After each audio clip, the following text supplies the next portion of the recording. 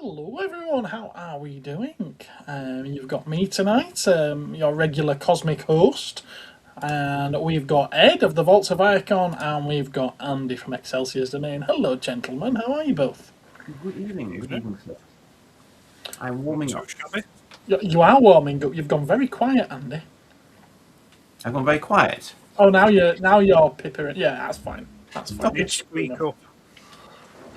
I will enunciate more clearly. You do that, you do that. It's looking very warm, this facial fuzz. How are you, sir? Sorry, me. You're the only one with facial fuzz. You are Ed, and you've got the facial fuzz, so... Sorry, what was the question again? I phased out. You're looking very warm. Oh, yes, it's yes. There's a bushiness to it. Yes, There certainly is. There certainly I'm seeing how long I can grow it until I get bored of it. I could have done with borrowing that today. I was freezing. Yeah, the top part still gets quite cold, but this bit's not doing too bad. Fair enough. Fair enough. And you started to twirl it yet? Can you twirl it? Yes, it can be twirled. Yeah, I can get a small plait in it. Excellent. I'm gonna see if I can. Yeah, not feel something up. I mean, just He wants a great big bushy beard. Yeah. He's either going full blessed or he's going full Garth. I can't decide which one. Somewhere in between a Gimli and a Gandalf. Somewhere between. Nice. Oh, have we got with us tonight? Who's participating in the chat? We've got a Ben. Hello, Ben. We've got a Martin. Hi there, Martin. We've got Phil. Welcome aboard, Phil. It's the usual suspects, isn't it? Buford! Oh, that's Ben again, actually, is that? That's Buford. Hello, Buford! Apparently, yes, he's referring to something that's going on in the chat. Our group chat. If the chat worked on his tablet, then he'd be the same. I don't mind. If you want to watch on multiple devices, that's fine. I'm sure it counts as multiple views. Keep going, mate. Keep going. Hello to the Three Musketeers. Good evening, lady. They may have just found D'Artagnan's bones, believe it or not. Oh, really? Breaking news. Wow. Yeah. Oh, that's interesting. I'll let you discuss that in a minute then. Hello, Steve. How you doing? Don't mess with the beards. Don't pull The beard of knowledge. Is that right? Tim! Hello there, Tim. I'll be sure. The only thing I've got to show off today as new pickups is a gift from Tim. So he knows what's coming. Dave, hello there. Slides in the chat. Tell no one. Shh. Hello, Mario! How are you, sir? And I think we're all caught up with the peoples. Obviously, everyone's saying hello to each other as well. That's fantastic. I mean, you wouldn't think that we had a WhatsApp group from which they can communicate with each other whenever they like. So then, chaps, what have you been up to? Anything to report? I have been adventuring. Adventuring? I have been adventuring this week, for I have had a grand total of 3 days off. 2 of which I have spent on my travels, going to Nuneaton and going to Warrington, where I've been today. And in the course of my adventures today, I've been mainly protecting a lady who had sadly been knocked over by the wind from her mobility scooter, trying to protect her from hail. Apparently to the sort of unwelcomeness of her friend, who thought I was trying to do something dodgy. Apparently, like, no, I'm trying to. Yeah, friend getting hypothermia, leave me alone. I'm getting hypothermia, stopping your friend from getting hypothermia. So a little bit more respect, please. But they don't know who I am in Warrington, clearly. So So, it's really, really wicked, but I laughed then because my mind went straight to my mother. This was quite a substantial mobility scooter. I was really surprised she got blown over, but it was wild in Warrington. Hail, and then it would be sort of hail 1 second, then it would be bright sunshine, and it would be back to hail again. It was just weird. It was like proper April showers, effectively, but with more cold. Oh, Ben says he missed you by 5 minutes today. I was sat waiting for me Exotic locations. Exotic locations, absolutely. Only the Hello, Mr. B. Welcome aboard. Happy hump day. Every day's a hump day. Spoilers. Spoilers. Is there anything else to go to Warrington for? I wouldn't know, I've never been. I couldn't really tell. Unfortunately, my train was half an hour late anyway, which was kind of weird, because had it not been, and had I not turned the wrong way out of the station initially, I wouldn't have found the lady. And then there was a whole thing where I was trying to get an ambulance crew to come up and then the police to come up, but they couldn't come up because they were dealing with another incident. So it was a thing. It was a whole thing, you know. So I was burning my toy hunting time trying to help look after this lady until proper help actually arrived who could actually do something sensible. But my superhero name, I've discovered, is Scarf Man. I have the uncanny ability to deploy a scarf from my backpack to cover people's ankles to keep them warm. True story. Bless her ankles. Yes. Has she thought of trying socks? Apparently she hadn't. No, apparently she hadn't on this particular occasion, bless her. So, Oh. Well done, Andrew. Very, very, very good of you. Great stuff. we tried. Gold star, that man. And what's Ed been up to? He was blowing really hard at old women on scooters. I've been doing a bit of research. Ooh, All right. Always dangerous. Yes. On the efficacy of pinky dips. Pinky dips. Yes, the efficacy of the efficiency, the kind of like the overall sort of like, what's the word I'm looking for? So yeah, the efficacy. You know, the how efficient pinky dips are. Because we all do pinky dips. Pinky dips basically are, if you're in the kitchen doing something, you're preparing food, you just dip your pinkies in the water and then dry them on the towel. So I've been doing research into the efficacy of pinky dips. And that's about it. Other than that, it's just been the generally mundanities of existence. Dave got you sussed. Sorry, what's that? Ed would just push the old woman. No point faffing around blowing at her. Sorry, what old woman? Oh my goodness. Did you not hear Dave's story? Right. Take your beanie off and let your head air out a minute. Dave's story? Sorry, Andy's story. It's because Dave was on the... I'd heard that he was cold and there was something about a scarf. The scarf was applied to an old lady who had fallen off her mobility scooter. So we just had a whole running gag about you blowing the woman off her scooter. And Dave is now suggesting that you would just have pushed her. You're discussing me blowing a woman off on a mobility scooter? Yes. So is this a trans? That was a joke. That was a joke, Ed. I can't believe that we've got to explain this to you. So Andrew had a little trip out today, and an old woman had been blown off her mobility scooter, and he helped her out. And then I moved over to you, and I said, "What have you been doing today, Ed?" He's been blowing people off mobility scooters. I see. Right then. It's not as funny as you have to explain it. It isn't. I wouldn't blow. I'd just push them. I wouldn't blow them. That's what Dave said. And there we have it. So there's the gag line. There we go. Okay. Right, moving on. There we go.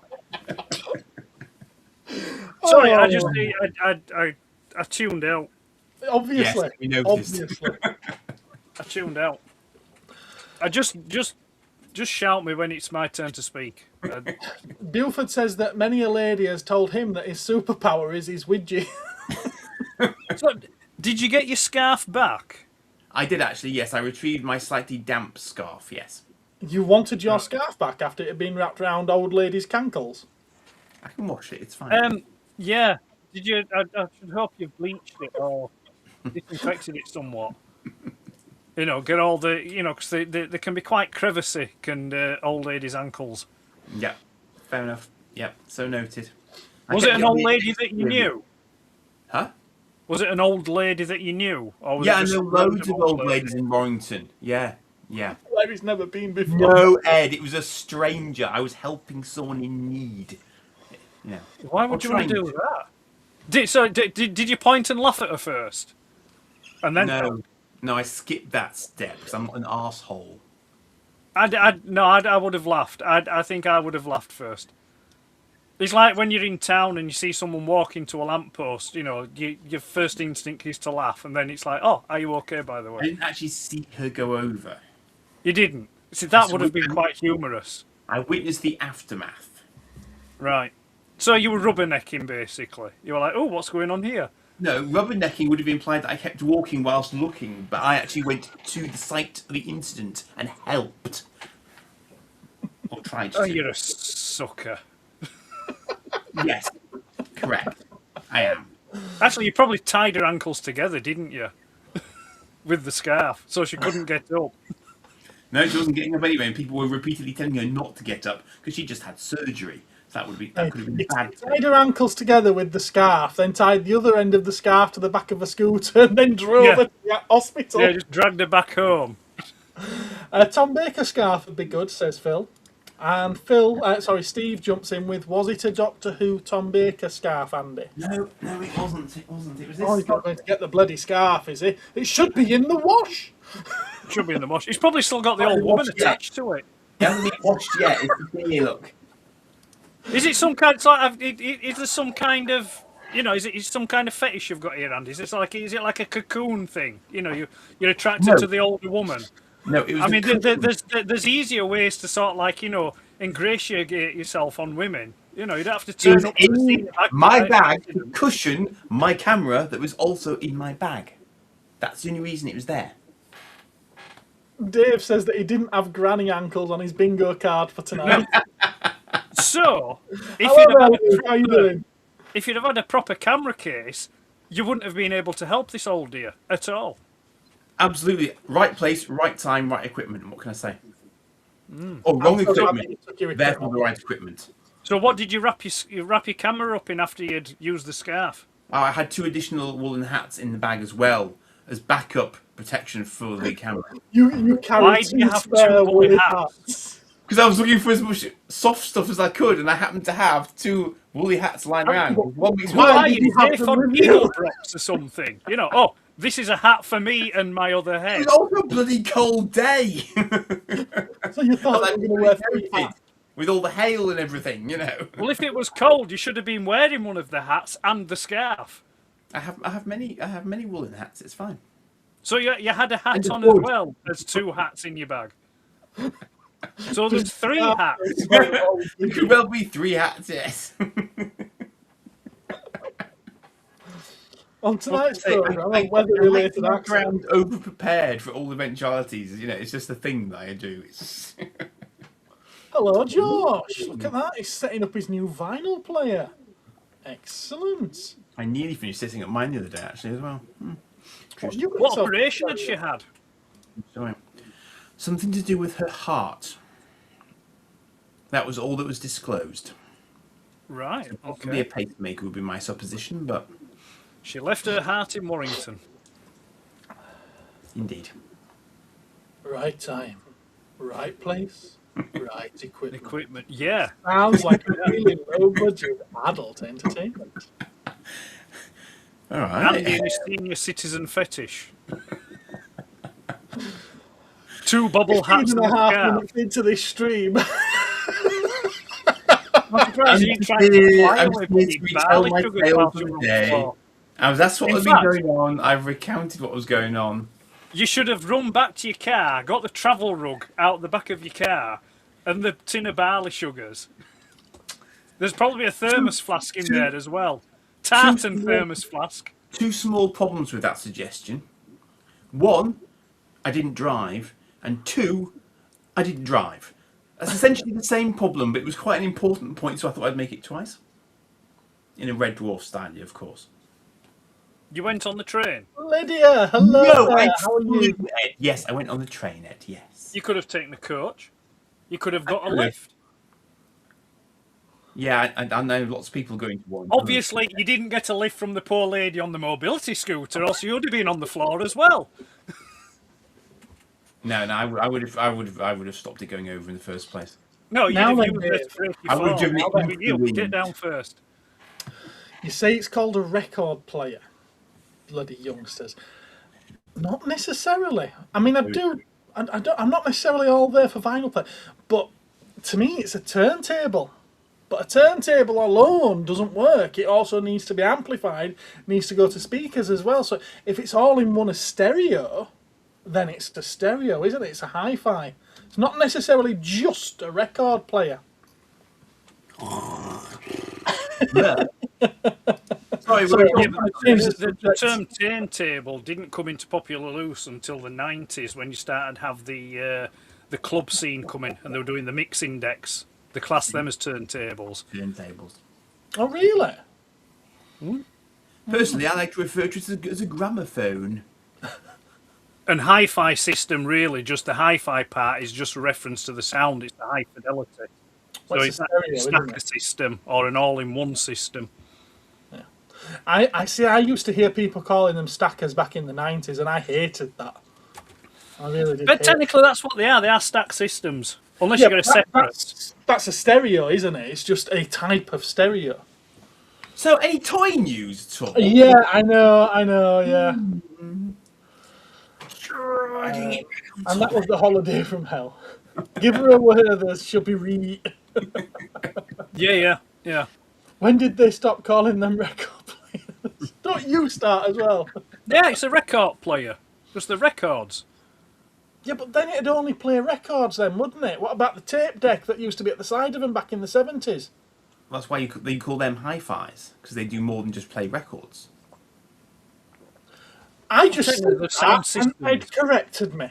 The What? sound I system. can't be right. Ed, correcting you? Surely not. Is Gareth working for Rumblos now? Just Cosmic Toys. Andy, calm down, dear. I have a scarf.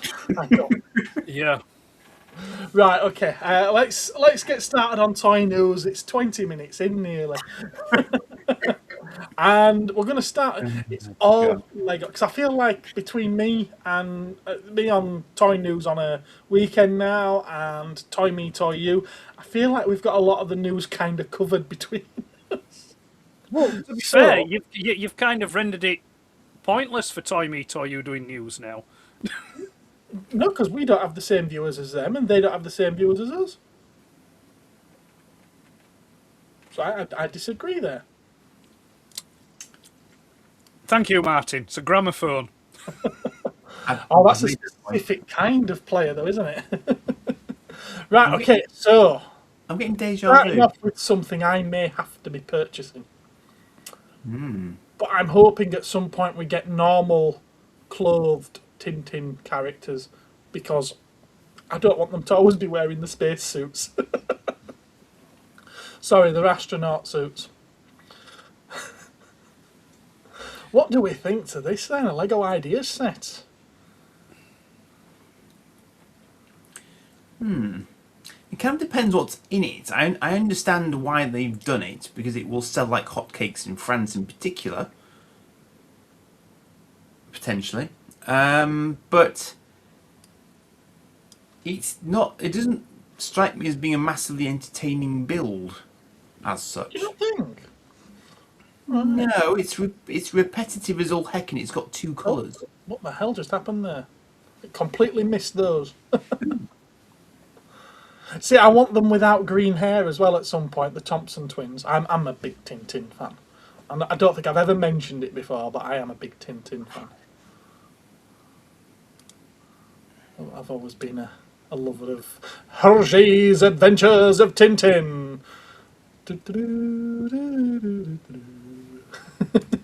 It's literally a two-coloured rocket. Well, that's what it Which is, is fine, isn't it? because a lot of them are just white. So I mean, that's not unusual in that sense, I suppose. You know, and you've kind of hit on a reason why I didn't buy the 3 biggest Lego Star Wars sets. Oh, lots of grey. Yeah, it just looked like a big box full of grey bricks, and so I didn't get the Millennium Falcon, I didn't get the Star Destroyer, and I didn't get the AT-AT. Because I weren't spending several hundreds of pounds on a box of grey bricks. But this, it's not that kind of size, so I don't mind it quite so much. No, it is. It is. I agree. It's smaller scale, but I suspect you won't have a small scale price tag. What's that? Yeah, Tiny you Coil gets snooze more efficiently than this. Just saying. Yeah, but it's not as fun. Where else do you get Scarf Man? I mean, nowhere, quite frankly. True, yeah. So, yeah. Hi-Fis are a total system. Scarf Man and Evil Knievel Granny. Looks like a Temu Thunderbird 3! What? Get out of here! He's not wrong. Wow. Fucking Airwolf spastic. Oh, game on, ladies and gentlemen, game on. I can see it being popular. It's got two. It's going to be popular with two markets. Is this? Sorry, three. Lego collectors, Tintin fans, and lonely housewives. I knew that was going to be the last one. That looks like something off Wallace and Gromit. Now, the Wallace and Gromit one was fatter, and it had a window. No, I don't know. It's not for me. It's not for me, but it's... Fair enough. I don't dislike it because at the end of the day, it's spaceship. See, Steve Seat's funny side of what I said. I'm so glad. Yeah, you go say, you go. Yeah, I was not going to sue. Or it could be a claw. It could be the claw. Well, I like it anyway. And of the three of us, I'm going to be the one that's buying it, so that's all that matters. Yeah, but are you going to build it? Right, every single Lego set I buy, I have every intention of building. Lack of space and somewhere to display it without it getting covered in dust prevents me from doing so. So probably not. Well, just build one, leave it built for a week or two, and then dismantle it, put it away, and then build another one, and just rotate them round. No. You're acting like you think I've got something like 600 hours per week spare. It don't take that long to build them. And this second set I wasn't going to include because I couldn't give a flying monkeys about this one, but I thought it's kind of interesting, so I would do. The Nike Air Max, because they've actually brought out some Lego Air Max trainers that look like this, that you can wear and buy from Lego. Of course they have. Yeah. I mean, I admire the way they've modelled that, because that cannot be the easiest thing to reconstruct in Lego. Well, you should think this one looks a lot more interesting and entertaining than the rocket, to be fair. Oh yeah, I mean, arguably yes, because as I say, that's a very clever way to reproduce what is basically an article of human clothing in Lego, which is Steve, no meat. Steve, my friend, yes, I have a third floor in the shop. You've no idea how many Lego sets are already in storage there. Just purchased those trainers the other week, so you'll be buying that set, says Josh. There we go. It's not compulsory, Josh. You don't have to. I'm just saying. Yes, there are a lot of sneakerheads out there. Can you believe there are people that collect hundreds of pairs of trainers with the intention of never wearing them, and I get critiqued over not building my Lego? Yeah. Apparently Anna Kendrick once got shouted at on Instagram for taking a photo of herself in which she was slightly creasing a new shoe that she'd bought to wear as a shoe. And like all sneakerheads went, "Don't do it! What are you doing? Just creasing it." And it was like, it's a shoe. I can't imagine that these ones are very comfortable though. What, the Lego version, you mean? Yeah. Yeah. Lego sets and fine dildo collection. Waiting for the Lego Super Scarf set. Do you remember the Reebok trainers mystery balls? They sold out everywhere. No, I've never heard of those before. No.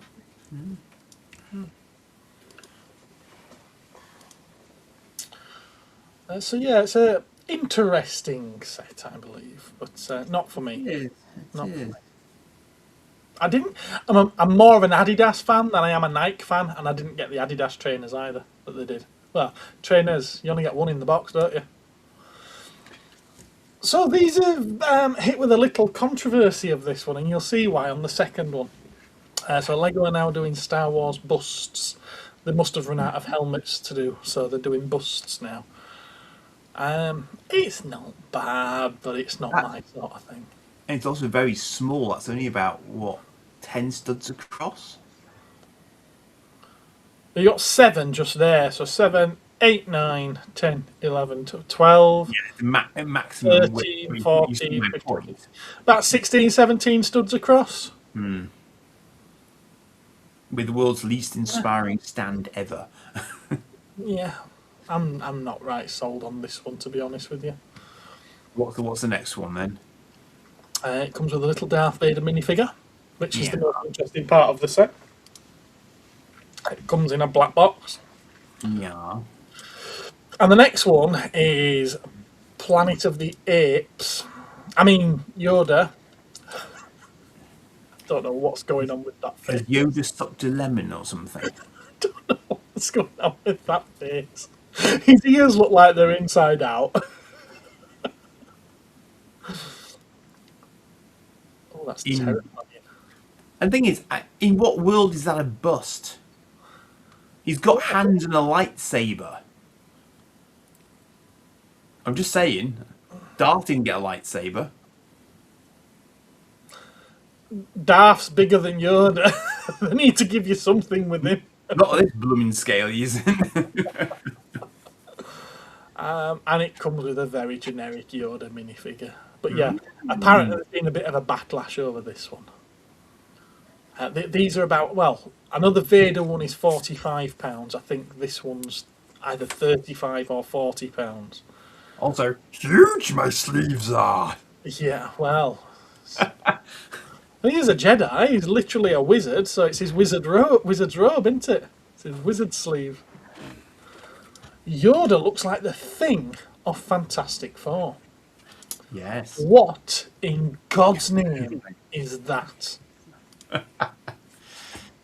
We've got Chuckles from Lydia. And Luke thinks it looks like it fell off a scooter. Poor Yoda. Lego mobility scooter with tip over action. It's going to be a thing now, is this? It's gonna be a thing. Yeah. Even Mario thinks it's bad, and he's much more forgiving when it comes to toys. Yoda, God, it's awful. And Lily's with us. Hello, Lee. Ooh, lilies. Has he just stepped into the wrong toys? Oh my word. Not by me, will you? You will. Eyes I need not. Yeah, the terrible eyes are those, aren't they? He looks like a droid Yoda or something. It's very odd. And he also comes in a box. That's reminding me of something I meant to pick up today. Damn. Never mind. I didn't see this one coming. I'll be honest with you, there's a lot of Lego coming out that I didn't see coming. Snoopy. Snoopy. Yeah, I was never a Peanuts fan, to be honest with you. It was never my thing. But I know there's a lot of Snoopy heads out there, isn't there?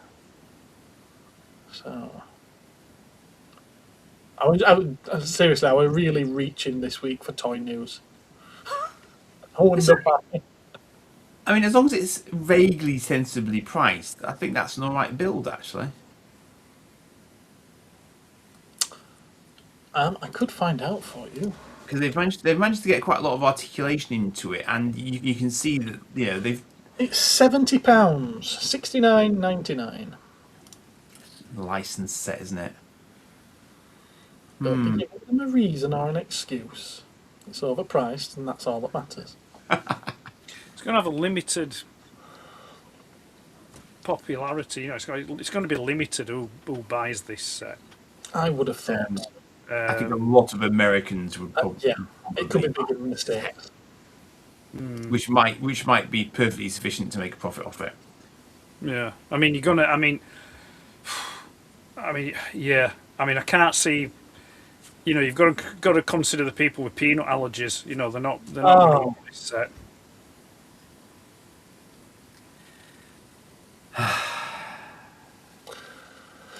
Well, Lee seems to like it. Snoop Dogg. It's not that one. No, this one's white. Oh. Consolation beckons. And that's it. That's all I've got for you for toy news. And I personally think the best set is the Tintin set.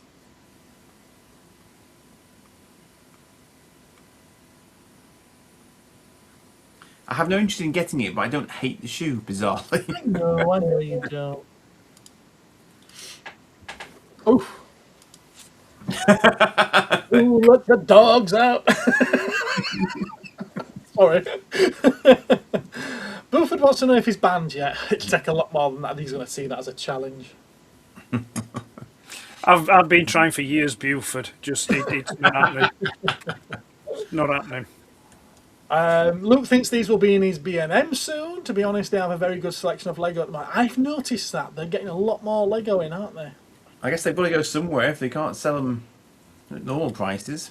May contain peanuts. He's not banned. He's not banned. Not at all. Okay, so what's this topic for tonight? How are we going to end it all? Yeah. Yeah. By which we mean toy collecting. I just wanted to make that perfectly clear in case there was any confusion. I'm happy for people to be confused. I'm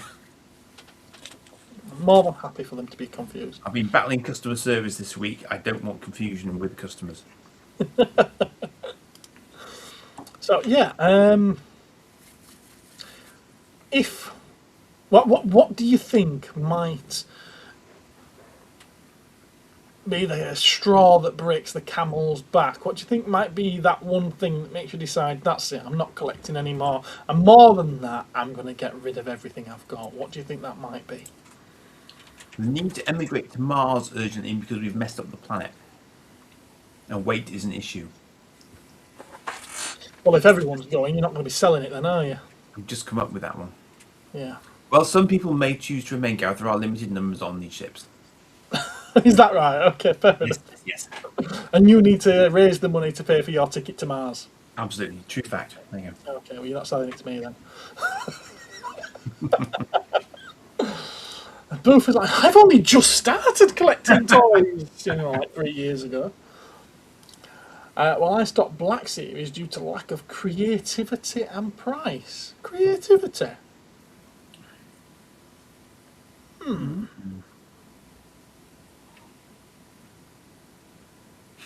Like they're doing an awful lot of characters that I would never have expected them to do in a mainstream line, so... But what choice do they have if they wish to keep on creating Well, this more? is it, isn't it? I don't know where the lack of creativity is there. Perhaps in the sense that all the figures look like all the other figures and they all have accessories of the same nature and that sort of thing. Perhaps that's the implication there. But Coaster Gen can... It's Luke, by the way. Luke can fill in the detail for himself, obviously. Yeah. Ed, what is it that's going to make you finally stop collecting?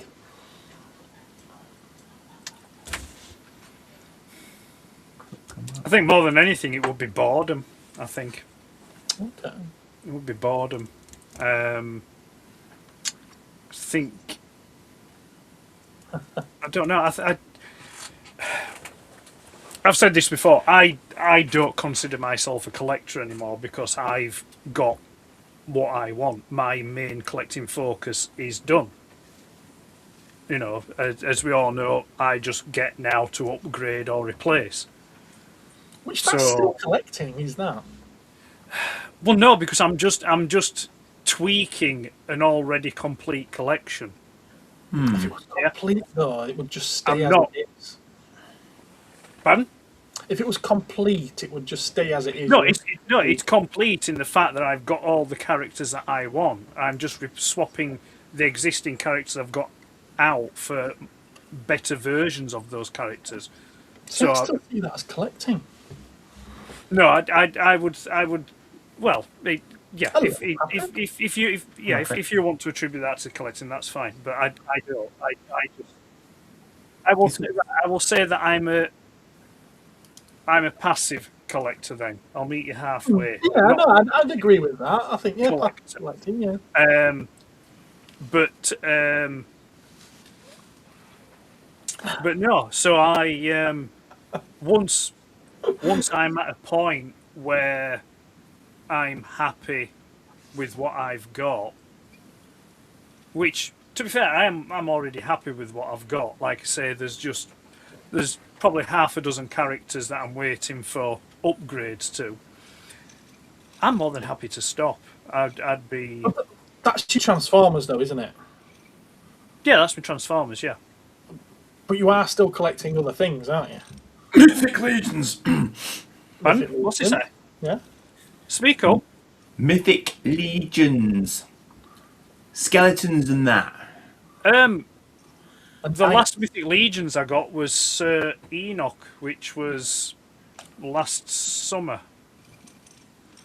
And you're looking forward to that other night that's coming out, aren't you? The other night. Yeah, the one that's a flat-chested woman. Because you can put a helmet on her and it looks like a man then. Which one's that? She got a blue cross on her. Oh, the female Knights Templar one. Yeah. Yeah, no, yeah, it looks nice, but I don't know if I'll get it. I thought you said that you quite like looking at No, that. I mean that's the thing. I mean, I am at that stage where I can appreciate stuff and not feel that I have to get it. I don't. Right. I don't. Are you not picking up I any honestly do. things? Pardon? Are you not picking up any Spectrum-related things? The only Spectrum thing I've got left to come is the next Spectrum Next, but that's already bought, paid for. I'm just waiting for it to arrive. I'm not. That's what I mean. I don't. If I pick stuff up, it's very ad hoc and random. Yeah, it's not. There's no focus to it. I'm not thinking, right, okay, I want this. I want. I'm not sat there trawling the internet thinking, right, that's what I want next. This is what I want next. It's just a case of if something catches my eye, I may pick it up, but I don't feel the need to buy things on a weekly basis, or feel that I need to buy something just because I like it. I can like it and not feel the need to buy it. I would welcome, to be honest, I would welcome the day coming where I would stop. Because I'd like to. I would honestly like to spend my stuff. And this is probably gonna sound awful, but I don't mean it in an awful way. But I'd rather spend my money on something more meaningful. To you? No, just more meaningful. Full stop. Because I mean, they're just toys at the end of the day. They don't mean anything. They're just useless bits of plastic and die cast. They're not. So, what do you think's more meaningful then? Spend it on home, family. Well, a lot of people might argue that bricks and whatnot are just bricks. It's not. Yeah, but there's more value to a home than there is toys. You need a home for your toys, otherwise your toys will be. You do. I agree with that, but I think different people put different meaning into things, and you're just looking at it from one point of view and not all of them. Yes, but objectively speaking, I think he's right. Okay. Yeah. I think family is more important than toys. I agree with the family part. But if you're going to put money into a shed for the house outside, I don't necessarily think that that's more value than, I mean, it's blue snaggletooth. It's a fascinating thing because at the end of the day, pause to consider. Jonathan, by the way. Pause to consider how much money the typical person will spend on coffee each week. Do they have to drink coffee? No, they do not. They could drink tap water and save themselves shed loads of cash. They choose to consume caffeinated vegetable products or whatever you want to call them. So it's, you know, it's a choice like anything else where you choose to put your disposable income. So, you know, if you're doing it to the detriment of basic needs, then yeah, do something else because that seems unwise, basically. But ultimately, it is a choice, like anything else in life. You know, it's just a decision that you need to make. And if it's not bringing you happiness, many would argue no point doing it and just, you know, be content and put your resources somewhere else. So, yeah. The thing is, I'm looking at it from the perspective that, without getting too personal or getting too in depth about things, but if certain circumstances in my life hadn't have happened in the mid-90s, I wouldn't be a toy collector at all. All right, really? Yeah, 100%. Because and again, I don't mean this to be awful to people, but I'd grown out of that stuff. Yeah, I was an adult. I was an adult. I'd grown out of that stuff. You know, toys and things like that I'd left behind. Yeah, I was out working, In the earning. dark ages. Yeah, I was doing what grown-ups do, kind of thing, you know. But then life events happened, and it got me into it, and I've enjoyed it. Don't get me wrong, I have enjoyed it, and I've enjoyed the journey that I've been on with it. But you're asking the question, what would make me stop? You know, if I was to stop, and that would be it. It would be a case of, right, I'm bored doing this now. I want something new. I want something new to focus on, and that is it. That's all it is. You know, I don't have to justify that or explain that. You asked the question, I gave the answer. Did someone just put something about it being a glib and inaccurate comment? I'm interested to know what they mean by that. Elfwald, what it? Funny watching someone being skewered on a glib but inaccurate comment. There we go. Jonathan, yeah. It was Need Elfwald, yes. Yeah, I'm curious to know what. I don't understand that. To what is that in a reference to?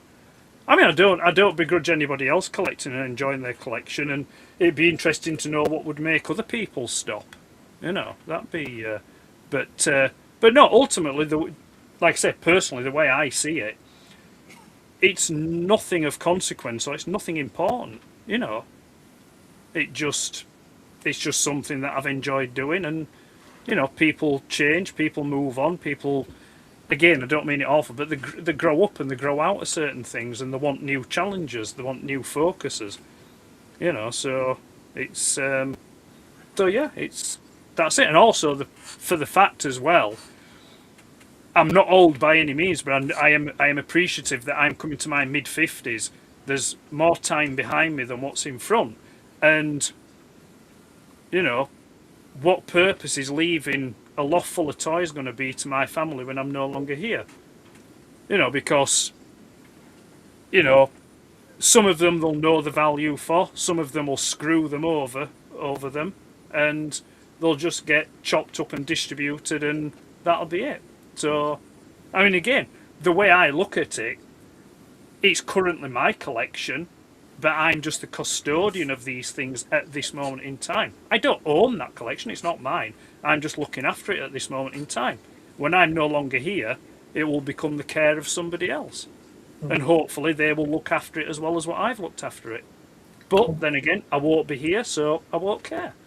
I was going to say, that leads into the second half of the question, which is what would it be that might make you get rid of it?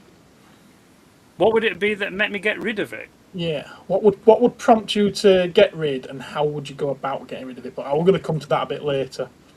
No, let people say what would force them to stop collecting first, then, you know, do it in a sequence, because like I say, it's like being sat with a Gestapo here. No, I'll take the flak for a moment quite happily. It's interesting because, I mean, I think like you, Ed, I'm starting to look at what I've got, and see, I knew that "Can I has your stuff" was going to start popping up in the chat, and so it did. What actually would sort of stop me? Well, I mean, I think Hello there. Samsara man. Is that Jonathan? Is that John? But a lack of space would obviously stop me, because at some point you run out of blinking space. I'm currently looking at my collection with a sort of slightly different eye, because I've just got myself more space. So now I'm sort of thinking, actually, I've probably got a lot in overflow space, which actually can just move into that space. So I'm actually considering, have I reached a sort of a natural end to the stuff that is of interest to me? Beyond that, I think obviously change in life circumstances would. So if I had a partner again, obviously, some sort of compromise is going to happen there, unless I have a mighty huge shed in the back garden of the new home. It's kind of, obviously there are physical, practical things in life that would require me to stop collecting. And I'm going to have a bit of a rationalisation of what I've got at the moment, because as Ed said, I do have a tendency to get a lot of tat. And some of that tat might need to be moved on at some point, but that will feed into your second question, Gareth. I think more so. But yeah, I mean, I think you've got to be realistic. There's got to come a point where you turn into a hoarder rather than a collector, and that's that sort of tipping point. I think is if you've got more than you can sensibly manage, it's probably time to start getting rid, because you might have a bit of an issue there, which isn't. You see, I've said this to Gareth before. I think Gareth falls into that. I think Gareth's a hoarder rather than a collector. Oh. Well, no, and I don't mean anything wrong by that, but it is. He has far too much stuff that he could ever possibly do anything with. Yeah? And that's his prerogative, that's his, it's his money. He earns it, he collects it, can do whatever he wants with it, yeah? But outside looking in, when you see the masses and amounts that like someone like Gareth has, and he's not alone, there's people out there that's far worse than him, yeah? That's when you start thinking that's not a collection, that's a, like I say, it's a hoard. And I think and again, I don't mean Gareth in this, but go further past that, I think also you get into the realms of it actually being a problem. It's a problem. It's like it's an addiction. It's bordering like gambling, alcoholism, anything like that. Where people just keep buying and buying and buying to the point where they just can't manage it and just can't do anything with it. But like I say, it's not. That's Gareth's not at that point yet, because I understand he's with his business and things like that. He can recycle a lot of it through that. But yeah, I think there is the from my perspective, even my collection, I look at some of the stuff I've got and I think, why do I need that? Why have I got that? What's the point of having that? Yeah, and it just feels like clutter. Yeah. So. Yeah. In response to you accusing me of being a hoarder, just how many copies of Horace Goes Skiing do you have? Woo! I have 110 copies of Horace Goes Skiing. He's not a hoarder, but I am. Don't take it as a personal attack. You don't have to attack back. It was just an observation, and I explained that it wasn't anything mean meant by it. So you don't have to attack back, dear. It wasn't an attack. Merely an observation, if you will. But if I may retort, how many Nintendo Switches do you have? I have, in the house, between me, the other half, and the kids, we have, it's either 12 or 13, but each and every one of them is different. I'm not even going to bother. Why, what were you thinking? As collectors, no, listen. I think for hardware, but anyway. And I include myself in this. We all manage to perform unique gymnastics to justify things. Yeah, I mean, I could ask you how many Spectrums you've got. Yeah, exactly, yeah. Exactly. No, it's true. It's true. Um, But I think it's good to be able to hold a mirror up to yourself and acknowledge your own shortcomings and your own Definitely. hypocrisies, you know, with I do. these things. I mean, there are a couple of doors in this house that I open and go, "You're being a bit daft now." You know, it's like. Yeah, I have to be honest. 110. That's more than twice the amount that I thought he had. I thought he had like 52 or something like that. No, and to be fair, it was the Horace thing was done. It was done as a joke, and I would say probably Far too many. About 60% of those I bought, the other 40% I had given. And to be fair, I think I paid about 50 pence at most for each cassette. It was what they call him now, Dave. I want to say Dave Stewart, but it's not Dave Stewart. Oh bloody hell! What's his name now? Anyway, lad called Dave in the Transformers community. He had a thing for Admiral Akbar. Yeah, Dave Shorter, I believe it is. That's it, Shorter. And he used to collect loads of Akbars. And I remember a conversation we had years ago. And that's how the Horace thing came about. See, Lee, you do have a sense of humour. You should show it more on Toy Me, Toy You. Or Toy You, Toy Me, whichever way round it is. But no, what we're going to say, yeah. But I think it also helps what I did early on. I was strict with myself and said, right, this is what I'm sticking to. Yeah. And I'm not going to go past that. And I did it. You know, I mean, that's the thing. You know, once I make a decision on something, I'll stick to it. You know, say, right, okay, that's it. And, you know, so I think that does help where you can set your stall out and say, right, okay, I'm going to go this far and no further. I'm going to stick to this, stick to that. And, you know, it's when you start going past that, you just start, you know, when you get the magpie syndrome, it's just like, ooh, shiny. And you just start just randomly picking up everything, you know, it's... But anyway, so what about you? What would make you stop, Gareth? Well, Martin pretty much hit on it earlier. But I'll just read this out from Sam Saruman. To my better understanding, collectors collect what they love, whereas hoarders indiscriminately collect anything at the expense of anyone else. Interested. Yeah, Martin hit on something earlier, is the fact that he went through a cancer scare several years ago. And yeah, something like that would probably make me stop, because I might not be around to continue enjoying it.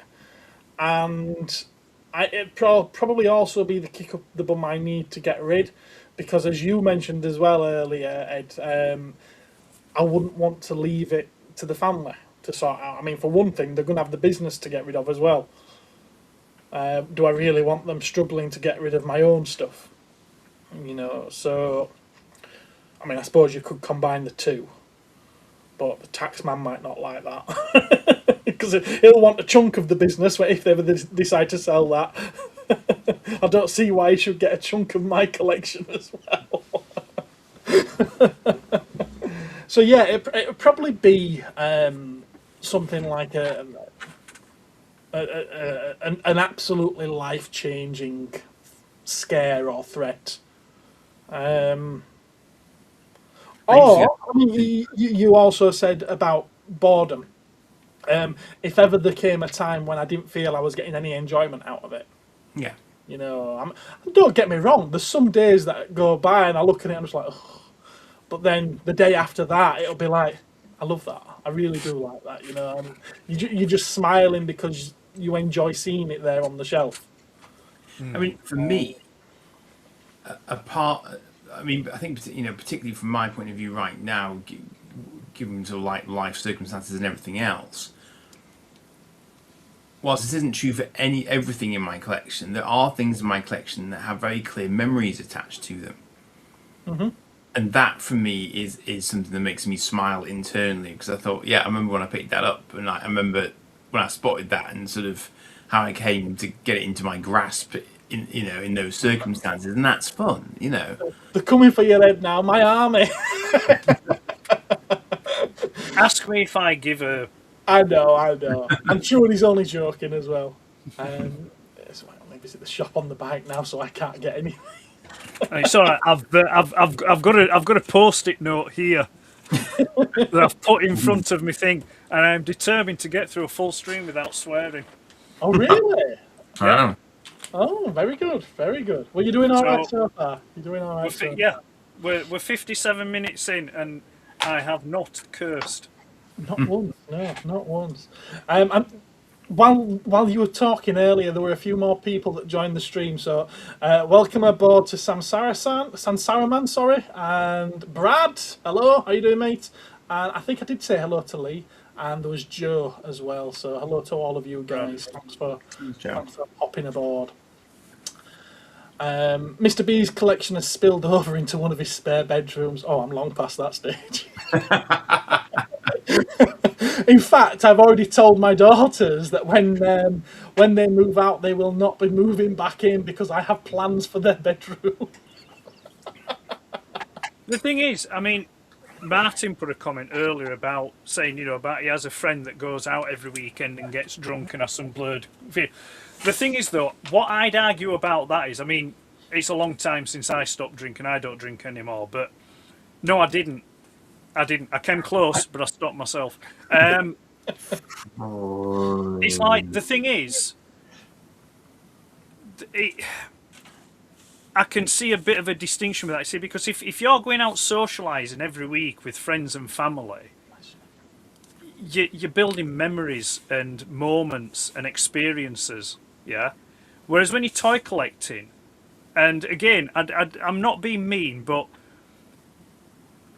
as toy collectors, and I include myself in this. I'm not excluding myself from this, but there's a hole in collectors' souls and lives that can never be filled, because it's always a case of, I want more, I want another. You'll get the new thing, so you're like, oh, right, this has just come in the post today, blah, blah, blah, blah, blah. Here's the photo, here's the video. Right. Okay. Oh, this has just come in the post today. Look, here's the photos, here's the video. It just never ends. It's sort of like, it's there for a brief moment, the excitement, the elation. It's like, oh, that's great, let's put it on the shelf. That looks cool. Right, what's next? Oh, right, I'm going to get that now. So there's never any fulfillment there. It's just a constant rolling of... Isn't that just the same as... regularly, not every once in a blue moon, but regularly, like every week, like Martin said, going out with a similar group of friends, you usually end up talking about the same things. You end up slagging off the same people. If you'd have limited intelligence, then yeah, perhaps.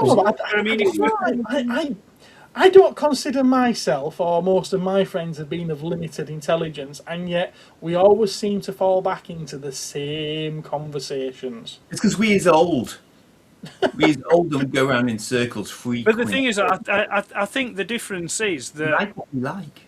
You do. Yeah, you like what you like, and there's no argument against that. I'm just pointing out that if you're going out with friends and family and building experiences and building memories... then that's I think that's worth more than any chunk of plastic on a shelf that is, to be honest, relatively irrelevant. It's next to useless. I don't know. But you see, it's interesting because I was wandering around a toy store in Warrington this afternoon, and as I was doing my spiel, I was thinking, oh, Phil'd hate that, and like sort of Martin would love that.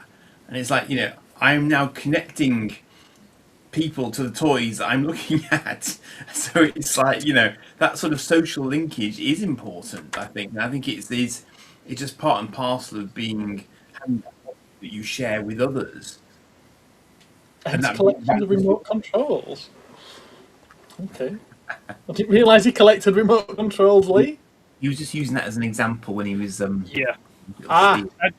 Go back to the fuzzy felts, Lee. That's fuzzy. Fuzzy, not guzzy, felts. I'm Yeah. sure that's something completely. Actually, on the stream on Sunday, the Toy Me Toy You stream, we didn't get an update of how many fembots Guzzy's got. I'm just sort of like I need to know. I need to know. Well, then you shouldn't have done something to get yourself blocked by him. He probably mentioned it in a comment that just wasn't shared on screen. And again, ask me if I give a. Martin's actually built up more friends and memories with toy collecting than he has with his family. Interesting. Very interesting. Sometimes you choose your family. So Yeah, Gareth, no, I'm very on board with that one. Very on board. I don't consider most of my family my family. Outside of immediate family, of course. so did What is this shopping bag that keeps popping up? Everyone's sharing it. It's a moment. Bags. Everything. Cat fights, things of this nature, you know. So sorry. Did you tell us then, Gareth? What would stem you to stop? Yeah, it would be sort of like a cancer scare or a life-threatening type thing. Or like I agree with you, the boredom. If there comes a time when you just don't feel like I'm getting any enjoyment out of it, then it would stop. And you know that's all finished. But given your unique situation in that you have a sizable collection and a shop, do you not think it would be prudent to maybe start thinning things? Because again, you never know, do you? No, you don't. You know, I could get hit by a bus tomorrow, or Yeah. an old lady on a scooter, or something like Yeah. that. Might Everyone- fall on me in the wind. Everyone should have a will. I'm just saying. And where there's a will, there's an inheritance. Indeed. And more importantly, What happened to micro machines? Well, that should there be is coming telling- later. there is telling people what you want to do with your stuff when you pass. Yeah. So in all seriousness, consider, please. Thank you. So pay attention, come closer, pull up a legacy, and PSA I would over. continue collecting without the human connections that come along with it, to be fair. Fair enough. It's a good point. I mean that's the thing. I mean I have a will. I have a will. And to be fair, it needs updating now, to take into consideration a few factors that have changed over the years since I first did it. But I mean, that could lead us on to what was the second part of that, Gareth? About how would you get rid of it? Was it? Yeah, what might make you get rid, which could be tied in with what we've already discussed, and how would you go about doing that? Would it be an auction? Would you be selling it online? Would you be taking it to a dealer and shifting it on? Would you do the work yourself?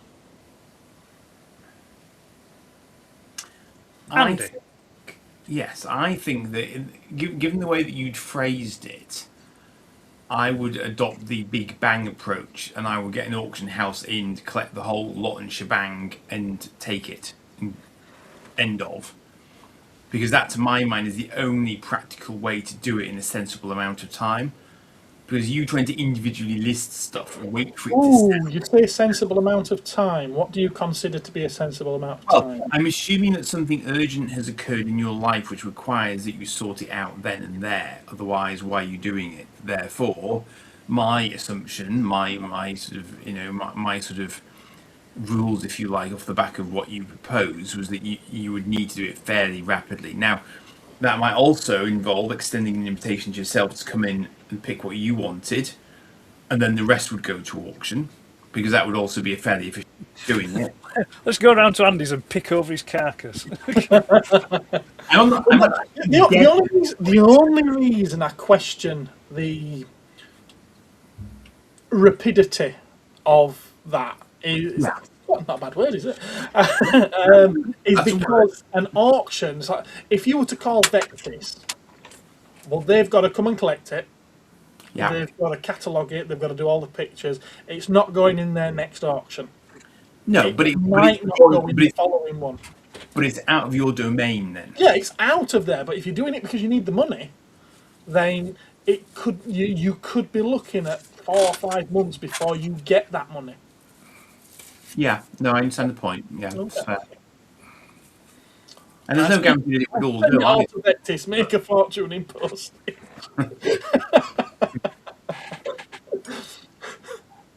I will say that whenever I do look at something on Vectis, I'm baffled as to just how they've managed to get more than it currently goes for anywhere else. Because Baffles me. it's war. It's what? So it's a war. Auctions at Vectis are war, and it's people with deep pockets at war with each other. That is what happens at auctions. People go silly, and their animal brains override their normal human brains, and things get silly. That's what happens.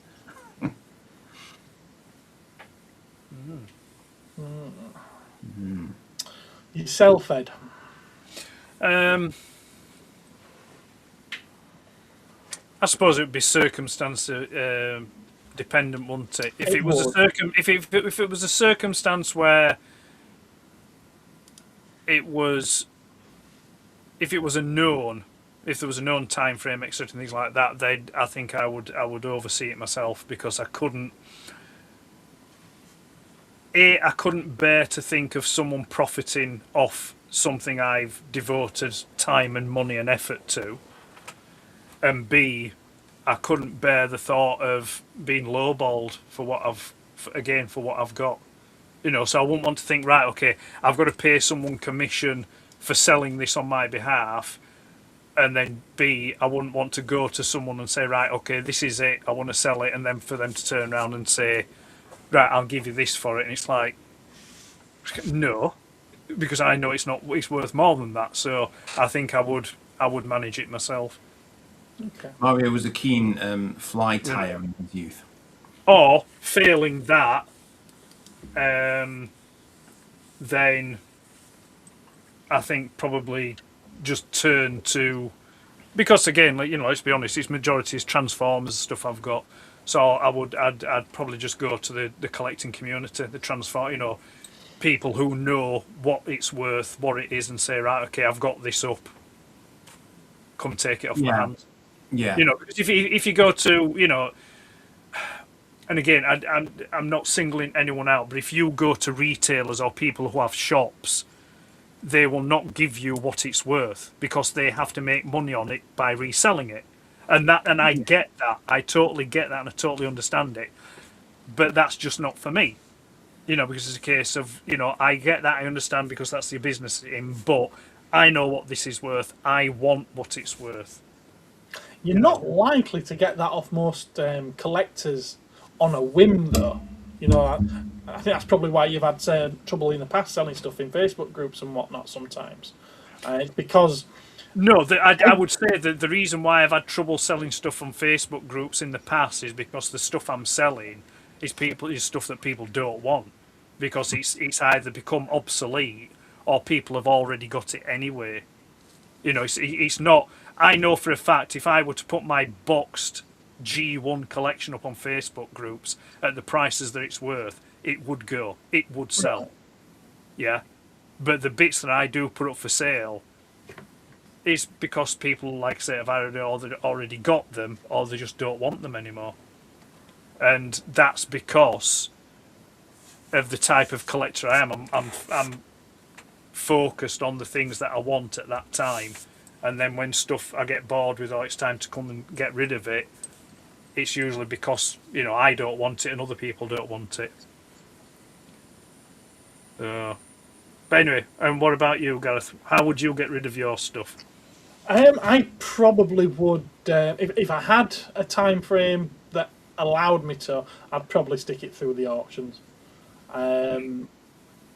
Let's face it, I've had long enough trying to sell things privately. It's what I do for a living.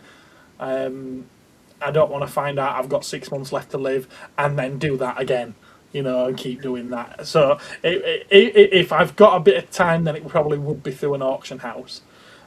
If not, it probably would get some dealers in, some traders in, and ask them to make an offer on the lot. I'd probably cherry pick the highest value items myself and sell those privately. But the rest of it, the whole lot of it, would probably go either in auction or to dealers. Because, well, I'd have enough on trying to get rid of the shop. Everything that's in that as well. So yeah, that's probably the way I'd go. Yeah, because even sticking it in Facebook groups, what I was going to say, I agree with you regarding the G1 collection, but everything else like the MPs, it'd be the same problem that I've got. You're not going to get close to market value because they can get it at that any day of the week anyway. You know, so they haven't done. So they want it cheaper than that if they're just out for it. Yeah. Oh yeah. If people, and like say, you know, mainly Transformer collectors, if they're collecting masterpiece figures with a view to ever gaining any money from them, no, forget it. You're not going to do. If the only way you will make money on them, you're going to have to wait 40 years. And when you say that, in the early days, a lot of them did go up in value for a good deal of time. But then about 10 different companies started doing third-party versions, didn't they? Timing is everything. You know, it's like with anything else. You just can't predict what's going to be still of value. Hello, Richard. How are you, sir? The only plus side is that as time goes on, just due to circumstance, you know, availability is likely to reduce because supply will reduce because there'll be fewer of them around. So supply and demand and all that, but it just depends whether or not the demand holds out over time, doesn't it? Oh wow, gosh, Interesting. We're finding out about people. I'm liking this.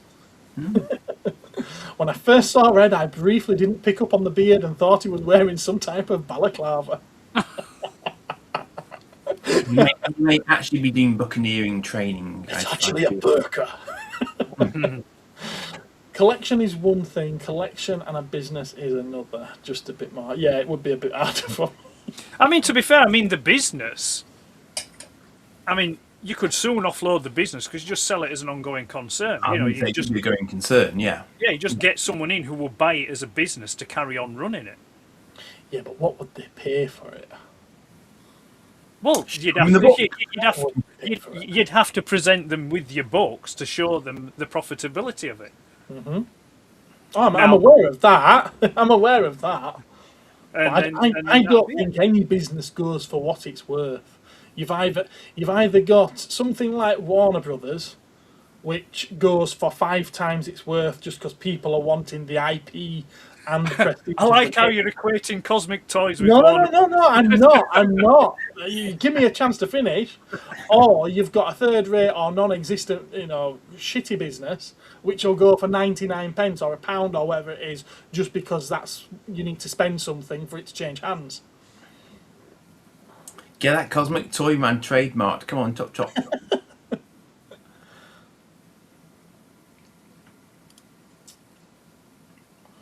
I think you're just overthinking things. When you pass on, your family will need to sell your house, car, belongings, clothes, etc. Are you getting rid of all that to save them the hassle too? No, the things like a house, clothes, those are essentials. A toy collection isn't an essential. Yeah, no. And there's also the fact that most things like house, it's a massive value. Car, it's a big value. Your personal belongings and your clothes, a lot of it's going to end up in the tip. Yeah. Or a charity shop. Or go I would like to think that they're not going to give my collection to a charity shop. That shirt is not an essential item. No, it certainly isn't. I mean, to be fair, I really hope it isn't. I mean, in all honesty as well, I mean, one of the things I've also considered as well. Hi, hello. And to be fair, I don't really know of one locally, but with regards to my box G1 collection, I've often considered, you know, would there be any way that I could leave that to a toy museum? Well, when I get one up and running, I will let you know. That's why you need a wheel. No. It's not coming to you. All right, okay, fair enough. Handbags in the chat, please. But yeah, because it's like leave it to Mark, then. He's got a toy museum, and Mark's got a toy museum, and he'd love to take them off your hands. No. Brooks Collectibles. No, I mean a proper toy museum. And I don't mean that You disrespectfully. know what? I mean, I think that's probably the closest you're going to get to a proper toy museum in the country. right. Apart from that British don't know, Museum place that's got toys of everything. I've no experience of it, but more. I was thinking more like a proper museum, as something like the Natural History Museum. Somewhere that's, it isn't there as a sideline to a shop or anything like that. It's actually specific main goal is as a museum. So then a wider range of people can get an enjoyment from it then, rather than just an individual or a small group of individuals. It's it's something that'll be there that can be viewed as and when. Something like the computer museum down in Cambridge.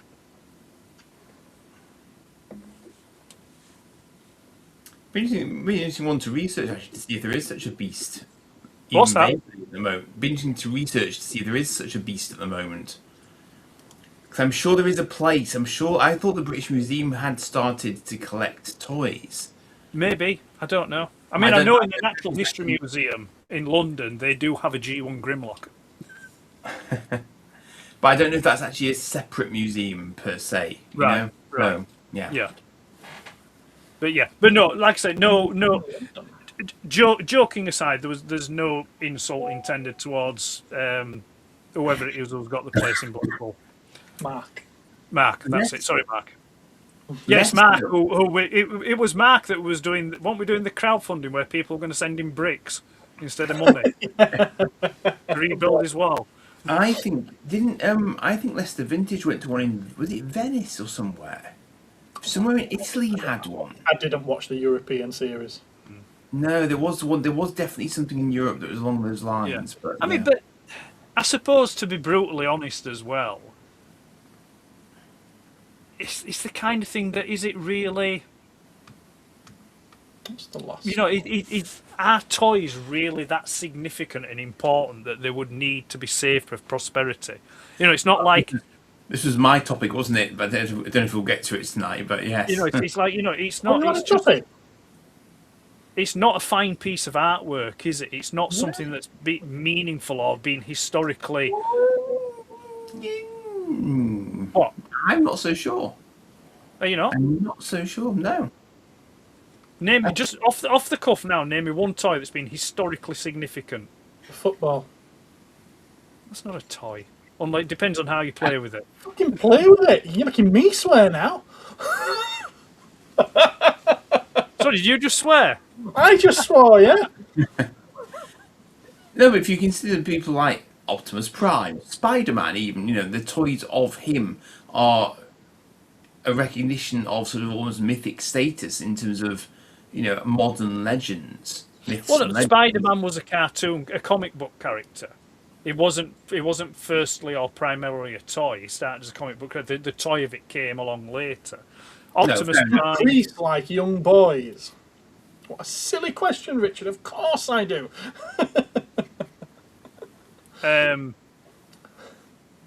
Sorry, Optimus Prime. It's I would say maybe it's potentially a design icon, but it's not. I wouldn't say it's historically or culturally significant enough to. No, it's probably too young for that. But then, he does have generational impact. Because I was talking to a lad who was 30 years my junior this afternoon, and he's into his Transformers, but obviously with entirely different starts to my start. So they are passing down generationally. Is interesting, because it is, I mean, I was thinking, this is something we've probably covered in the past, but is this sort of the recycling of things and the continuity that's developed off the back of things like Transformers? Lego in general. Yeah, Lego. Yeah, I mean, all of these things are sort of outliving their initial generations, and they're keeping on trucking because they have universal appeal. And who knows how long they actually last for? I called you an airwolf spastic. That's a special level of spastic, is that? And the challenge wasn't for me to not swear. Certain toys should be safe. They are significant. I would say, in what Martin's comment there, the significant. I would say they're significant to the people at that time that are playing with them. Yeah. For most, for majority, there's one like Andy, but I agree with Andy with saying there are some toys that do transcend generations. But I mean, Rubik's Cube would be an interesting example because that sort of both children and adults can play with a Rubik's Cube, and if you showed any given person in the world a Rubik's Cube, I'm guessing the proportion who would recognise it is pretty high. It's like sort of, in the olden days, the only thing that was really global was possibly the Bible or other holy texts. These days... Well, the thing with the Rubik's Cube is there is an entire culture out there of people that have to try and break a record with it and everything. Sure. There are events built around it. Therefore, it has had some cultural significance. Well, I mean, yeah, you could say the Rubik's Cube was the fidget toy for ADHDers before ADHDers became a thing. But it's still a toy. You know what I mean? In fact, in that respect, Rubik's Cube was ahead of its time. It's like, Rubik's Cube sat there for 40 years saying, come on, I need some ADHD people. Come on, hurry up and churn them out. Really good point there that Steve just made, that Meccano was one of the first toys, and in engineering things, that's had a big impact on culture. Just not a visible one, but maybe not one that you would relate to it being a toy. I think Meccano did have an impact at its time, but I think Meccano is probably a toy that is not relevant to young kids now. Oh, I don't disagree with that. No. You did ask about them being culturally relevant. You never said they had to be culturally relevant forever. Well, no, that's kind of implied by this. When something's culturally relevant or makes an impact in society, it means that it has lasting ramifications rather than just for a set period. Yeah. You see, I mean, the thing for me is, it's not so much about Prime; it's about what Prime represents. He's a classic heroic figure who is willing to self-sacrifice for the greater good. And that is a classic cultural trope that has existed in many different forms down the Yeah, but again, that's not wanting to split hairs here. But again, you're talking about the character rather than the toy. Sure, but the character is derived from the toy, so. Or vice versa. I still go back to the ball. I think the ball has had a massive cultural impact, and people still get drunk and fight with each other every week because of it. If that's not affecting culture, then I don't know what is. And it was a toy. You have to put some certain toys in a time capsule. Interesting. So is that about preserving certain ones that you deem worthy? Well, it's Martin. He's talking about original Star Wars toys. let's not be questioning time capsule. Thing is, though, I mean, that's an interesting point that Martin brings up there, because it's like if you were to take some of the modern toys now and put them in a time capsule, 100, 200 years from now, they would be, I would say, pretty much irrelevant and useless, because there'd be electronics based, there'd be battery based, there'd be toys that would be seen as sort of like quaint and just kind of like, not relevant anymore. Whereas if you did say, like I said, like a ball or a Rubik's Cube or something like that, Meccano, Lego, if you put them in a time capsule, hundreds of years from now, there would still be, I suppose, a practical application. It'd be something that'd be tactile, that children could pick up and actually physically tactilely play with, and it would encourage their imagination. So maybe there is something in that. I don't know how accurate this is, but Buford's making a point here that Meccano is also responsible for parts of our language, bog standard, and the dog's B words, coming from it, which I'm not aware of. I think I'd need to research that. I'd need to look into that to verify that information, Buford. If that's true.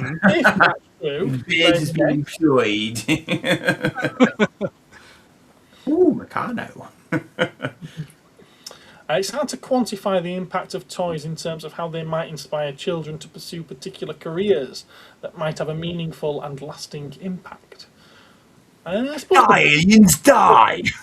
I suppose the Barbie doll has probably been culturally significant in this, in the fact that they started giving them all careers, didn't they? And that was designed to inspire young girls to do something they might not normally be able to do at one point. Yeah, I mean, so like, you know, what were it? The Bluebird kitchen playset inspired lots of women to become homemakers and stay-at-home wives. You know, you can't downplay that kind of I was inspiration. referring more to the pilot and the politician and the police officer. A Fortnite Lego set, that's an item with a 1,000-year-long legacy if ever a toy had one. I think Fortnite's in trouble. I think it's about time it was. They're laying people off, apparently, like a lot of people off. I'm moving us over to this, which should have happened last time. Toy Box Spotlight, where we take a look at one particular toy line in this form. In this one, it's the Micro Machines Transforming Action Playset, and we have a look at what we think of them now. And I know that last time Ed was complaining that he doesn't see what he could offer on this, but I'm fairly sure he could say whether or not he thinks it would have been a good toy and whether or not he might have wanted it when he was a kid, had they been around. I think I misheard the question, sir. What question? Well, because I made a pickup specially for this, but I think I've misunderstood the question. I think you've listened to what people have been saying in the chat rather than what I actually said last week. But never mind. That's cool, by the way. That's cool, by the way. Yeah. So yeah, I would invite both Andy and Ed to pick some toy lines for future episodes as well, so it's not just me doing it all the time, and that it's stuff that they're interested in and that they feel that they can contribute to. So We understand. This is the Darth Vader one. Obviously, it's a head, and it opens up. I think they're very, very heavily inspired by Mighty Max. I do. I thought you were going to say they were very heavily inspired by The Empire Strikes Back, because that would be more obvious at this point. But There's certainly some inspiration from Bespin there. Yes, I would agree. But each of these came with a vehicle as well as like 4 or 5 little minifigures as well. And Chris is already in there. I have the R2-D2, one of those, which you will see in just a few moments. Hurrah for Micro Machines! Boo for Star Wars! I'm conflicted, says Dave. in fact, he's complicated, but okay. These are sets that I did actually have as a kid, and I loved them. I love them. It was really weird because I was sort of like, I was coming out of that buying to play with stage and going into the buying to collect stage. Yeah, and I got these awesome things. I took them out of the box and I had a little fiddle with them, and then I put them on my shelf to display them, and I displayed them all as the heads, you know, like little plastic busts of the characters, which kind of defeats the point of them being a playset, doesn't it? If you're just using them as an ornament. Do you know what year that came out in? 95, 96, 97. Yeah, because the back of this is saying 96 for the. Yeah, it'll be 96 then. Yeah. Yeah. The 96. The Luke one. They never did Luke as a normal thing. It was always with the X-wing. He's a very jolly Luke. Yeah. Although, yeah, there's a little bit of Luke to the face. It's not quite sold me, but it's not bad. It's an X-wing pilot. To me, this was a generic X-wing pilot, and I always wanted them to do an actual Luke. I mean, you could say it's a snowspeeder pilot because it opens up to Hoth. Ah, yeah. Yeah. The C-3PO was nice because, unlike most toys nowadays, this one was vacuum metalized. You're really into your vacuum metalized. If I had £1 for every time you've mentioned that in the last couple of weeks, I swear to God. Something that should be vacuum metalized. Yeah, That's not a pound. yeah. We don't want a bronze brown C3PO. Nobody wants that. Ed's going off at something here. Sorry, what was that? I'm just saying, you're going off at something here. It is processing. That was the Sorry, best no, one. I was just replying to White Feather. Oh, right, okay. It was a charity shop find too. Cool. Back to busts again. Yes, we are. We're back to busts again.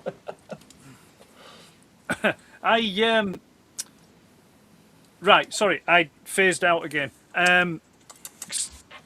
So what was the purpose of this then? Are we looking at boxes for toys that we would have thought, right, I would have bought that I'd have been a kid when it came out?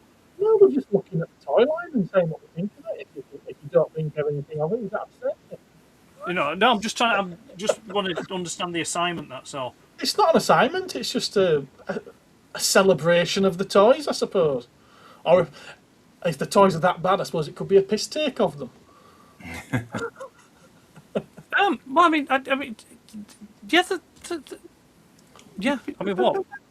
What? I don't get it. What was the initial outline for it? Show us something that you like. That's the outline. Yeah. Happy? Excellent. Moving on. There's nothing to it. It's just taking a look at them. That's all. We're just having a mooch at the things that we like, I think. No, I'm I'm going back to the original outline when Gareth suggested it. It said something about looking at for micro boxes or something, didn't you say? Well, no, I've gone out of my way to try and get a picture of the box, a picture of the play set, either preferably where you can see what's inside it and what's going on. Right. And if I could, I've got you a picture of the back of the box as well, which I haven't managed to do in all cases. It's not an assignment. It's not anything serious. It's just we're supposed to come on here and talk about toys every week, and sometimes I think that we don't. So I just thought I'd bring something specifically toy related so that it fits really. I get it. Yeah. No, sorry. Yeah. Not serious. Just. Yeah. No, I'm just saying. No, just so I can get up to speed with it. That's all. I mean, I like I said earlier, I do invite both yourself and Andy to do this as well. You know, at some point, if you want to do the next one, or Andy wants to do the next one, I'm more than happy to. I mean, with these so far, with these that you've been showing us, I'm seeing a correlation between these and the Mighty Max things that you're picking up and collecting. Yes.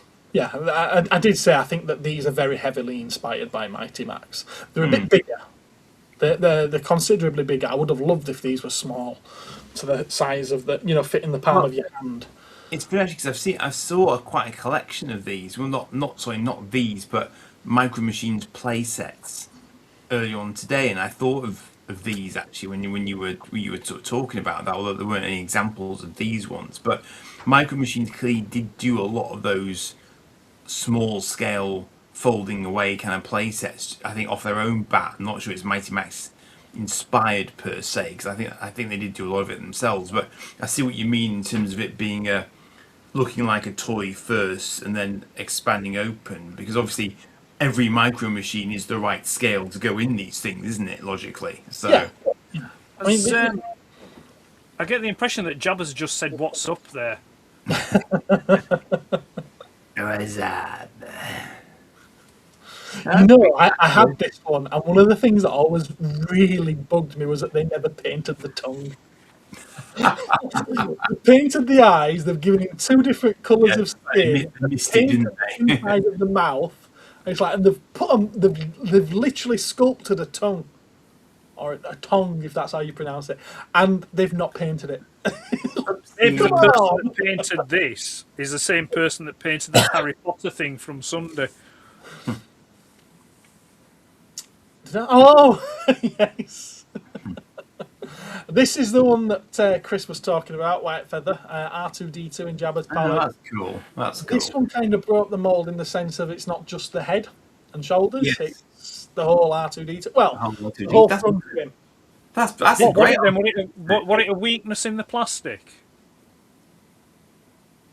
Yes, yes, yes. It broke the mould. Yes. It must be difficult to get one that's not broke. Is it, complete? Stress marks. They were really cool play sets. I did like it. I got a lot of fun out of these. They came a little bit too late for me to play with, which is why it was just a case of open up, yeah, that looks cool, and close it and put it on the shelf. And that's why they spent most of their time as bust. But I never lost any pieces. I find it an interesting choice going for R2 for Jabba's Palace. Yes, especially when there'd already been a Jabba set. Yeah. Yeah. What's inside Boba's head? Inside Boba's head, you've got Bespin. Yeah, I can see that. Yeah, what else would you put in there? I mean, I'll go back through them actually if you want, and we can see what they've actually selected. I'll tell you who else. Just Star Wars. I'll tell you who else has done this. Playmates. Yes, they did. Where do you think they got the idea from?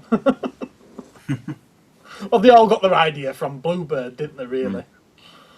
I tell you who else has done this as well. Polly Pocket. Well, that was Bluebird. Yeah. Polly Pocket was the original. And do you know what would be really good? I think it'd be a really good seller as well. If they did like micro scale cars as well.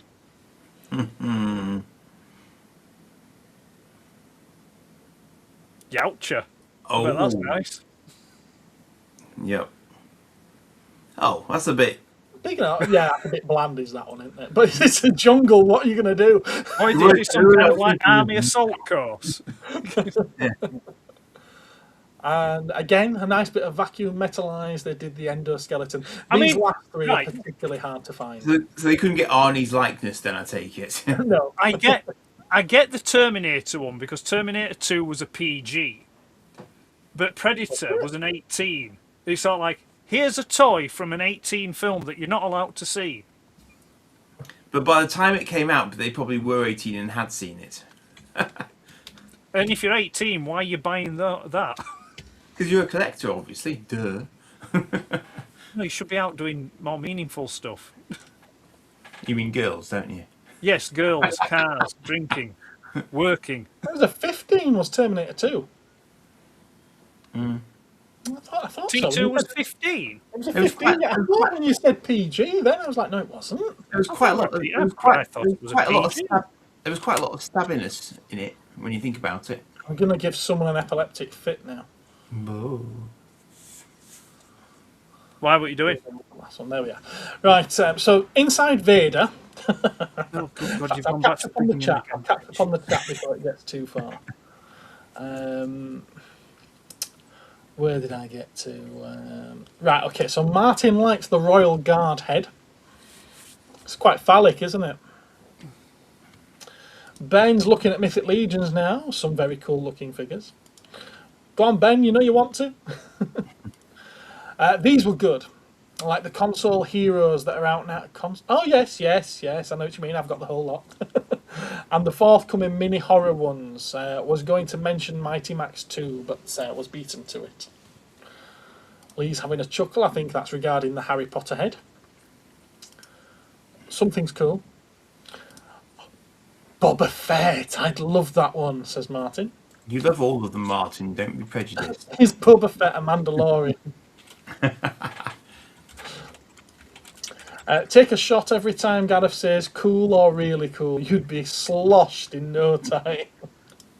Really cool. R2 was the waiter on the sail barge. I think that's in relation to you criticising the choice of Jabba's palace being within him.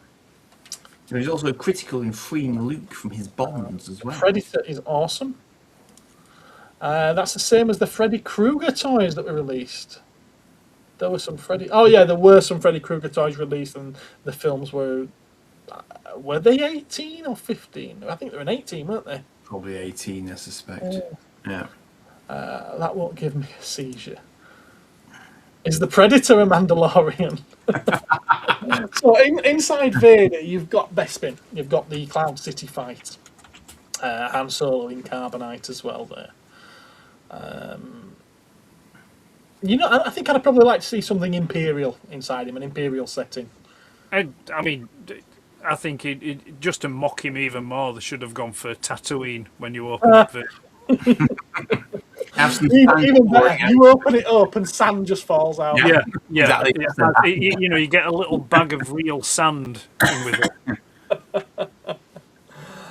Luke Skywalker opens up to reveal Hoth inside. You've got inner Hoth and you've got outer Hoth. And with the Luke one, I think it should have been the Bacta tank and the hospital bed. Then you could recreate the incest scene, and that. This is why Ed's on this council. C-3PO's a strange one. He opens up to be the Cantina Bar. Which he's not allowed into, ironically. Which he's not allowed into, interestingly, yeah. And I think the other half of his head is... Is it the Millennium Falcon dock? Docking Bay 94? Yes, it is, yeah. Docking Bay 94. Emperor's Royal Guard. That's Emperor's Throne Room and the Death Star reactor. You got the landing platform there as well, haven't you? Yeah. The C-3PO one, when you open his head, it's just got a post-it note in there saying you had one job. Love, Anthony Daniels. Stormtrooper. Now this one's an Imperial one. My lord. Opens up. You've got the inside of the Death Star. So you've got the hangar. You've got the prison cells, and then you've got the trash compactor. That's quite cool. Again, I think the Stormtrooper one, it should have been a firing range. With completely untouched targets. Yes. Vader's head should have been a Star Destroyer bridge. Yeah, I was thinking that actually. I thought the Star Destroyer bridge would have worked well for Vader as well. And Chris thinks he likes the inner of the Stormtrooper. Chewie, this should have been an Ewok, shouldn't it? Endor. It's an Endor battle scene, Ewok village, and yeah. So he should have been an Ewok, really. It should have been Wicket. Jabba's palace. Jabba opens up, and it's the Mos Eisley spaceport. Actually, what's inside him? Strangely enough, I ain't got an image of that one. And also interesting. That's a special edition. Oh, is it? Yeah, I say that's a special edition Mos Eisley spaceport as well. Yeah, it is. Yeah. Well, it's got a Ronto there, and it's got a dewback riding stormtrooper. Well, they were about in the original trilogy. In the first. A dewback riding a stormtrooper. Did I say that the wrong way around? It's been a long day. I've been doing. You've been watching a different kind of Star Wars, Andrew. EU.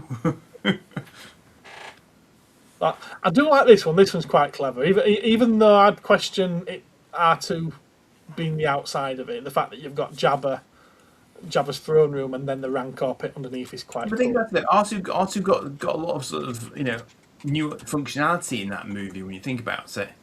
Yeah, he got the opportunity to become a slave. Not many droids get to do that. I mean, but he zapped Salacious Run with a taser, and he got a lightsaber launcher. He didn't do that in Jabba's palace. He did that on the sail barge. Yeah, I know, sail barge, but the sail barge was just there. Boba Fett opens up to reveal Cloud City, as we saw earlier. The alien. Is that Nostromo that he opens up into? I think it is. Yeah. No, it's not. It's the alien derelict. That's Nostromo on the top. Yeah.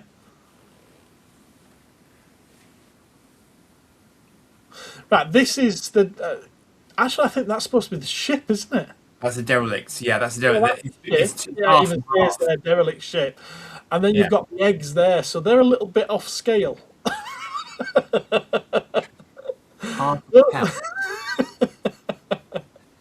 And then the actual side, the head here, you've got the medical bay, and I think that's where the alien first appears and kills. It says Parker there. Was it Parker? Could have been The one with the hat. Yeah. Yeah. And Predator, we saw, opens up into the barracks. Not barracks, but you know what I mean. Yeah. Terminator, you've got a little bit of freeway. Is it? Yeah, you got a little bit of freeway there, and I think he's supposed to be studying lava there. So this would be the metalworks. Now the Terminator one should have come with a small sachet of mercury. Yeah, because that's a healthy thing for kids to be playing with, Ed. You're absolutely right. Yes. Yeah. And that's it. That's all I've got to show you tonight on this lot. You could have recreated the mimetic polyalloy Steel scene mill. Thank you. with your mercury. That's what I was looking for. Steel mill. Did you never have a science kit as a kid? Yes, I did. I had a David Bellamy microscope as well. I had a microscope. I don't think I had a science kit. I had a microscope. Yeah, I for a school project. It were a physics project at school. What did you blow up, Ed? We had to make a switch. Yeah. Mm-hmm. And I made a mercury switch. Ah. And the teacher was like, it's sort of like, and I was like, well, where did you get the inspiration for this? And I was like, well, it's because at the time it's what the IRA were using. Because it would basically, the mercury would bridge the contacts on the movement of the vehicle and such. Yes. And it's like, it's that being cursed with, even at a young age. I got good marks for it, though. I did get good marks for it. No. Physics is fine. Physics is on point, I would say. Yeah. But I was asked to redo it though, so I reconfigured it and used a ball bearing instead. Like every good starbird does, Ed. Yeah. Mm. So yeah, but yeah, mercury, mimetic polyalloy, winner. You've muffled. What toy line do you think you might want to shine a spotlight on it in the future then? The toy torches with the kaleidoscope. That'd be good to shine a light on. No, they shine their own light. You don't need to shine a light on them, so it's fine. Oh no. I mean, the thing is, it's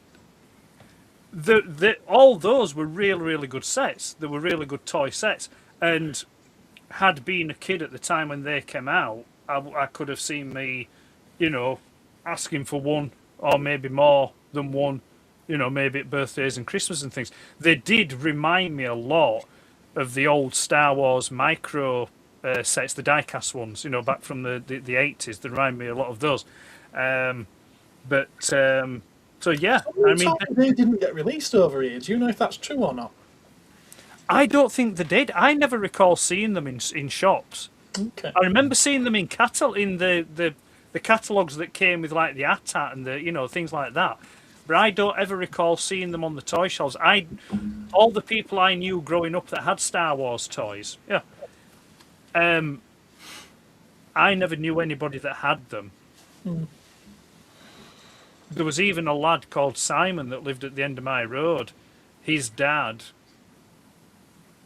his job meant that he spent like a few weeks in America, then he came home, and then he kept doing that. And he used to bring him all sorts of stuff back. I mean, he always had the Star Wars stuff months before it came out over here. Oh wow! And he never had those micro sets. But they look cool. I don't know. I mean, I think it'd be. I think that it's an interesting thing because we've spoken about packaging. How some toy packaging looks good now, and maybe looks better than the actual figure itself. I think it's the reverse of that. I didn't find the packaging to be very inspiring. I think the toy inside it was probably better than the packaging. Of what were these? Those ones that you've just shown. Of these? Yeah. Oh, yeah. Okay. I think I think that me personally, but again, I'm looking at it as an adult rather than as a kid. But the toys inside, I think, It's funny you say that because I always liked the artwork on these on the boxes of these. But I don't take it as a criticism. Don't worry. but it's I don't know, spotlight on maybe just I don't know, maybe spotlight something that's I don't know, a bit different, maybe a bit more obscure, or something that maybe something that you've had yourself. I mean, you mentioned Well, that that's you what had this some of was. those sets. Yeah. That's what this was. In fact, the only three of those rather that I never had was the Terminator, Alien, and Predator. I never saw them over here, and at that time I would have never seen the films, so I probably wouldn't have got them. But they're the ones I want now out of all of them. Don't get me wrong, I'd quite happily have them all. One thing, it is a toy line that I had as a kid, and that's what we do, isn't it? We try and collect the toys that we had as kids. And I do think that even then I really liked them. I wouldn't have got them then if I didn't like them, I suppose, would I? But yeah, they're not something I'm going to go out of my way to get, but if I stumble across them, I might. I do have the Vader one already at the shop, but it's got something missing from it. I think one or two of the figures, which is why I've not kept it. 'Cause you know me. You know me. I mean, Martin's made an interesting comment, which I'll take the first half of it. I'd quite like to see a spotlight on Britain's stuff. All right, okay. Should do a photo. He suggested one on Action Force. Pardon? And Soldiers or Knights. I can do Britain's space to a degree. It's Britain's toys. They were quite popular, and there was a lot of them about when I were a kid. More. The farming stuff, the Land Rovers and the farm machinery. Combine harvesters and all things like that. And the helicopters. The combine harvester had a big bright yellow combine harvester. It put out bales of hay. Had a tractor and a trailer that went on the back of the tractor, which I would put the bay hails from the combine harvester into that. And when you run out of bales of hay, it used to make very nice potato croquettes. I think it was a Land Rover. Either a Land Rover or a Jeep, like a burgundy coloured one, and it had a horse box. I remember having a lot of fun playing with those. But then again, they're great toys. Diecast, Oh, the other thing, actually, I think one I'd like to do, if I can be asked, is is your toy soldiers, but not your diecast, not your metal ones, not your tin soldiers, things like that. The ones that you get in a big bag, green with a jeep, a tank, and a little tent and a flag, and you'd have a bag of green ones and a bag of grey ones, for your British and your Germans and your cowboys and Indians. You get your little bag, little plastic cowboys and Indians. Because I used to love all that stuff as a young kid. Did Britons do circus stuff? I don't know. I don't know. I would have. They probably did do. They were quite a broad range, but circus stuff. There's an awful lot of corgi circus lines. I mean, the thing is, with it being toy-centric, there's a lot that you could put a spotlight on and focus on and do a miniature talk about, Well, I specifically wanted it to be, rather than the whole Star Wars micro machines, which that would lead to things like what Andy's picked up, the little minifigures, it leads to the... I mean, what I could have included in this is they did a giant Death Star that strangely opened up to be Tatooine. It's like, could it not have been the Death Star, They did a lightsaber that opened up. They did a pair of macro binoculars that opened up. I did mean to include some of those, but they also did the action fleet, which they were ships more to scale with the figures. So those figures could sit in them. And a Right. ship would have been about this big. They're now, is it Jazzwares are doing the Micro Galaxy line? Squadron, Micro Galaxy Squadrons or something like that. Galaxy, yeah. They're very similar to what they were. But I just wanted to pick one part of it. So, Yeah. like, let's say if you were to do G1 Transformers, you could potentially do, say, Action Masters. I know, you've talked ad nauseam about it, but you could do Action Masters Holiday. or something. I am sick to death of hearing about bloody Transformers. You and me both. That's why I don't watch your videos anymore. I'm joking, of course I do. No, you watch them for the sympathy watch. You know, be specific. Fair enough. Yeah, I'll give you that. Honestly. Yeah, I've got 2 channels now, so I watch them twice at the same time. I wouldn't bother. You're not missing it. You've seen one, you've seen 90% of it all. So yeah, I don't know. Maybe Andy should do a Babylon 5 one next week. Now will be brief because there ain't many toys to it. Combine it with DS9 toys. Oh, Boo. a friend of mine had a brilliant circus set in the mid-80s. No idea who made it. And the cannon that launched a guy out was his favourite piece. The Palitoy cardboard Death Star should be made again as part of the retro collection. Yeah, but the retro collection's made by Hasbro, so it wouldn't be the Palitoy Death Star, would it? Use a photocopier? Even in the 80s, it seemed more a classic, yet still a classic toy. Do a Spirograph one. Oh, we haven't done pickups, have we? Come on, let's quickly squeeze in pickups. What's people been picking up? Andy, do you want to go first? I will go first. He's picked up. Now, What are you doing? Martin, are you sitting down? Because I've got a Star Wars figure. And it is a last 17 Star Wars figure. Oh, very good. Without its bits. It's got no bits. Luke's got no bits. It confused me a lot when Gav showed me it. Because I was like, yeah, what's this? Because it looked all sorts of wrong, but I understand he's supposed to have a helmet, obviously, to go onto his extraordinarily tiny head. So, yeah, so that's now one of my loose vintage Star Wars figures, but it's last 17. It looks fairly white. It's pretty, yeah, it's white, it's good. Yeah, Good. it looks fairly white. Less from Retro D. Oh. Gargoyles. Look, Dave, damn you, loincloth. I just it was actually just the colour of it that appealed to me, and the sheer size of the wings, and they're slightly translucent wings as well. Yeah, I can see that. I thought it was pretty cool. This is Gargoyles Hudson, I believe. Gargoyles. Gargoyles, yeah. I saw loads of them today as well. Ironically, they didn't pick any more up, but I did see a shed load of them today. They weren't expensive. I mean, I've seen carded ones going on eBay for like £130.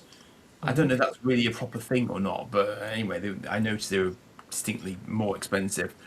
So some of today's pickups, so there'll be a pickup video coming in due course. But sorry, but Transformers, teeny bots.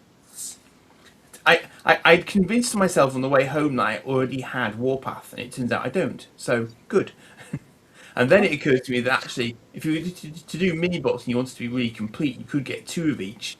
So you could display them, one in robot form, one in vehicle form, if you were being really hardcore about it. But also swerve, because I don't have a swerve. But ironically, I don't have the gears yet either. So I got the second later generation gears before I got the actual gears. So he's still on my list. Obviously, I really briefly showed that because that was actually hiding behind 2 Babylon 5 Micro Machine sets, but I've already got those, so I got that instead, thinking that it would be of use for tonight, which it hasn't been at all, but it's still quite cool. I think that's a nice set though, because Interceptor, Destroyer, and Blockade Runner, that's a solid set of ships actually. So happy with that. Let's not talk about scale. Yeah. No, well, no, never talk about scale, quite frankly, because it's always a mistake. And also, finally picked up one of these. Oh, right, okay. Because I've never had one in the hand, particularly not in the card. Because it's one of those things that every now and again I sort of think to myself, wouldn't it be nice if NECA released some 2000 AD figures, for example? And I don't think they have, to my knowledge. NECA haven't, no. No. So, you know, there's a whole slew of characters that somebody could release at a modern scale with modern detailing for 2000 AD. I don't understand why it hasn't happened. So can we sort that out, please? Thank you. Just make sure you have your tetanus shots, Richard. What's that? He's gearing up to visit Dewsbury. Right, so yes, do that. So that was that's not all of the pickups, but that was my selection to whet people's whistles, because tomorrow night I have my tour around Retro D and the Cult Collection, I think it is, which I was surprised to discover is also one of Gav's shops in Nuneaton. So he's got two now, virtually. Yeah, yeah. So it's quite new. But not a toy one. It's more T-shirts and his artwork, and you know, posters and comics. So yeah, really, you know, he's doing great guns down there. So it's nice to see. Very good. Yeah. Good. Ed, do you have any pickups? Oh really? Nope.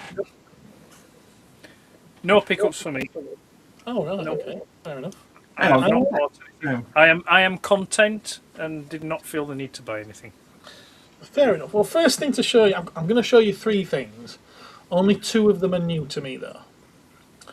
I had a gift given last week, and it's this little guy. It was Tim, who was in the chat, that gave me this little guy, because I mentioned to him that I used to have Smurfs as a kid, and I did have the McDonald's Smurfs. I had the full set of McDonald's Smurfs as a kid.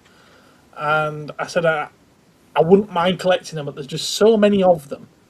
I'd never do it. Yeah, I'd never do it. And then the following week he came in and gave me this. And I said, thank you very much. And then I called him a B word. Because I said, you've just started me on something now, haven't you? Anyway, strangely enough, yesterday, I did text him, because yesterday I was sorting through a box of toys at the shop, which I must have had for donkey's years. And there was one Smurf in it, just one lone solitary Smurf, of the hundreds of Smurfs that have been released over the years. Can you guess which one it was? It was the same one.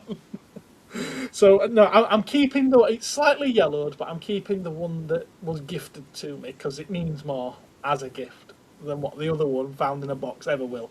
So it'll live up here somewhere. That'll do. He's rocking out up there. Another thing, this is something that I've had in the shop for a fair few years, and I always meant to take it. It arrived damaged. This piece was broken off the top of his head inside the blister packet, and I've just opened it up to glue it back on, and I've got no glue. The glue's dried out in the tube. But we've got a Gizmo Duck. I like Gizmo Duck. He was a picture of Gizmo Duck was my first ever profile picture on Facebook. I think I've told you that before. So I figured he's one of those that I only need the one of. I think we're talking about the NECA ones that are coming out a while ago that made me decide, go on then, you've kept this for a while now, add it to the collection. The collection of wacky mental stuff. Because I think the aesthetic of this one is more in keeping with what I want. It looks like a toy. Whereas the NECA ones that are coming out look more like some kind of realised version of what you see on screen. Yeah, they don't look like toys. This looks like a toy, and I like toys to look like toys. So yeah, he gets added to that. And then the other one is something that came off you, Andy. So it's not recent to the collection at all. It's something that I got a while ago. Oh yeah, Space Chase. Yeah. And I only got it because I only claimed this one off you because I thought the cover looked cool with it being foil. Lenticular, yes. Yeah. Well, I've got the VHS player, the video recorder, hooked up at the shop, and it's now working again. So tomorrow, while I'm sorting stuff out, this is going to be playing. How bad is it? I've never seen it. No idea. Oh well, I'll let you know tomorrow. It was just in that mega collection that I got an auction that time. I remember. So yeah, that's all I'm showing you. That's all I've got to show you. Oh, I suppose there is one other thing. This was going to go in the bin, to be fair, and it was something else that came off Andy in a box full of stuff a couple of weeks ago. It's an old doggy Whitfield.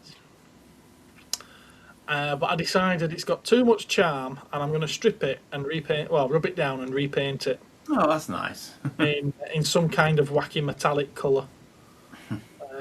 So watch this space. You might see a finished product of that in 7 or 8 years' time. I say years. It might be decades. And can I just give Warpath a shout out for being the only mini bot that actually had a blinking weapon built in? Well, it's in his chest, isn't it? But at least he can actually do something useful with his vehicular form. It's like, oh no, a hovercraft. Well, yeah, no big expenses this week. It was a cheap one for me. I haven't actually gone out and bought anything for a little while now. Very wise, very wise. Yeah. Well, it's not like I need the toys, is it? Oh, did I ever show you this? I think I might have mentioned it once. Did I ever show you that? Or was this on an open mic night? Nope, it appears to be a small shiny Gundam creature. It does look like that, doesn't it? Yeah, I mentioned. I brought this up on an open mic night. That was it. Yes. Stumbled across it in a charity shop. Ah. It's well worn. It's got lots of chromy parts that are well rubbed off. It's a cute little robot, and I thought it's got the V fin on the top of the head there, like a Gundam. So I thought that's a nice vintage piece. Is that'll go in my collection? Wait for it. It's not vintage. It's not vintage at all. It's like 2-3 years old. It's just been battered. It's been absolutely battered. Weathered, naturally weathered. I thought, well, come on then, let's have a laugh and see what it's worth. Like, you can get brand new ones mint on card for like £1 or £2. So who's it by? Yeah. But he's still sat here on top of my computer facing me and smiling at me, reminding me of my stupidity. It was open mic night. Chris was there apparently. He's reminding me. But yeah, that's all my pickups for a little while. Yeah. Right, Andy, you've told us what you've got coming up tomorrow. Ed, what have you got coming up tomorrow? I have a back catalogue featuring smokescreen that people are welcome to not watch. You know, I've got something, and I was thinking I can't put it out on Thursday because 2 guys have already got videos coming out on Thursday. But I've just thought, you know what, if I put something out tomorrow night and try and fit it around yours, that means that all 3 of us are going out on 2 nights running. Bum, bum, bum, bum, bum, Should bum. I? Can you? Is there time? Yeah, I'll save it for Friday. I've got people asking me to do a Minecraft live stream, and I'm like, I can't, because people have got videos going on every night now. Well, I'm cutting back, so you don't have to worry about that. I know, is it just one a week now for you? Yeah, it might not even be that actually. To be Unless fair, something pops up. I need to rewatch that one. I Stop it. yeah, I'm having technical issues, so I need to get technical issues sorted, so they may go on a hiatus for a bit. I don't know. Technical issues. What's up? Yeah, I'm having PC problems at the moment, Ah, so I may have to. I can probably. I found out why my videos aren't looking as good as I want them to, and it's an issue with my PC. Oh, right. right. Okay. So and it can be rectified, but I just can't afford at the moment to be able to rectify it. So I may have to just stick with the photography for a bit until I can get it sorted out. Yeah. Has your mic just died as well? No, I'm here. Oh, right. Okay. There we go. No, I'm here. I'm But you've still here. been doing a bit of floaty at times tonight as well. That's interesting. Pardon? I have. Yeah, Gareth has. Yeah, only very occasionally. Oh, Then you okay. sort of Yeah, they have move- been. Maybe it's just maybe it's something to do with the stream. Who knows? But no, yeah. So yeah, just one a week for A the time. graphics card glitch. Pardon? Is it a graphics card glitch if it's the videos that Yeah, are... it's my graphics card that's on its way out. Right. So it I've been looking into building my own, and PC or graphics card? no, That's what you get for trying to stream through a spectrum. yeah, yeah. I've been looking into building my own, so there may be more Transformers going up for sale. But I mean, to be fair, I'm not bothered. It's not bothering me. It's not important. I've still got my photography. That means more to me than the video making. So I can still manage on the photography side of it because it's less intensive on the graphics card, and I can also pump the visuals virtually through the built-in graphics processor and that. So it's just the high intensity stuff that it's struggling with at the moment. But so yeah, I think one a week should be fine. I mean, but the other stuff that I've dropped is just because I've just got bored with it. To be fair, yeah, I was just that's the thing. RAM, the price on RAM is just absolutely ridiculous. AI's eating everything. That's the reason. Yeah. Well, no, it's due to what's global events at the moment dictating the price on RAM. It's forcing the prices up. Yeah. I mean, even looked at DDR4 RAM, and that's doubled in price as even DDR4. Because I mean, I'd be looking to put DDR5 in, because that's kind of like going forward. But it's just ridiculously priced at the moment. And to be fair, I mean, I do need, because the PC that I've got was a custom build anyway, but it was a custom build. Was it 5 years ago? So About 10 years to mine. Yeah. yeah. So it is time for an update. But it's, as is things with life, they always come at the times when you don't want them to come. Often the way of it. Yes. But yeah, so, but no, one a week should be fine. The back catalogues aren't too bad because they're not intensive for processing. Do you need an entire new PC? Can you not just swap out the graphics card? I could do, but the graphics card that I want, I need a new PC. Understand. Yeah, because I want my videos to look good. So I'm not, I don't want to just, what the idea is to get the hardware in place that I can do really, really good videos and they'll look really nice, get bored and stop doing them. That's what I'm aiming for. But no, but yeah, so I've got back catalogue tomorrow, long way around, smoke screen, and then I'll be continuing with them once a week. They'll be going out on a Thursday, 8 o'clock, but the Sunday night syntax era that's retired for the moment. So Sunday nights are now free. That's a shame. Well, it's just I was bored. I was bored with them because they weren't going as I wanted them to. Right. You know, Fair enough. and I'm not prepared to just make do. If I'm going to do something, I want it to be right. I want it to be right. So there you go. I can never edit a video on my phone. No, I'm sure I it'll tried work. one. I was like, no. I'm of that generation where my phone's for making phone calls and sending messages and that's it.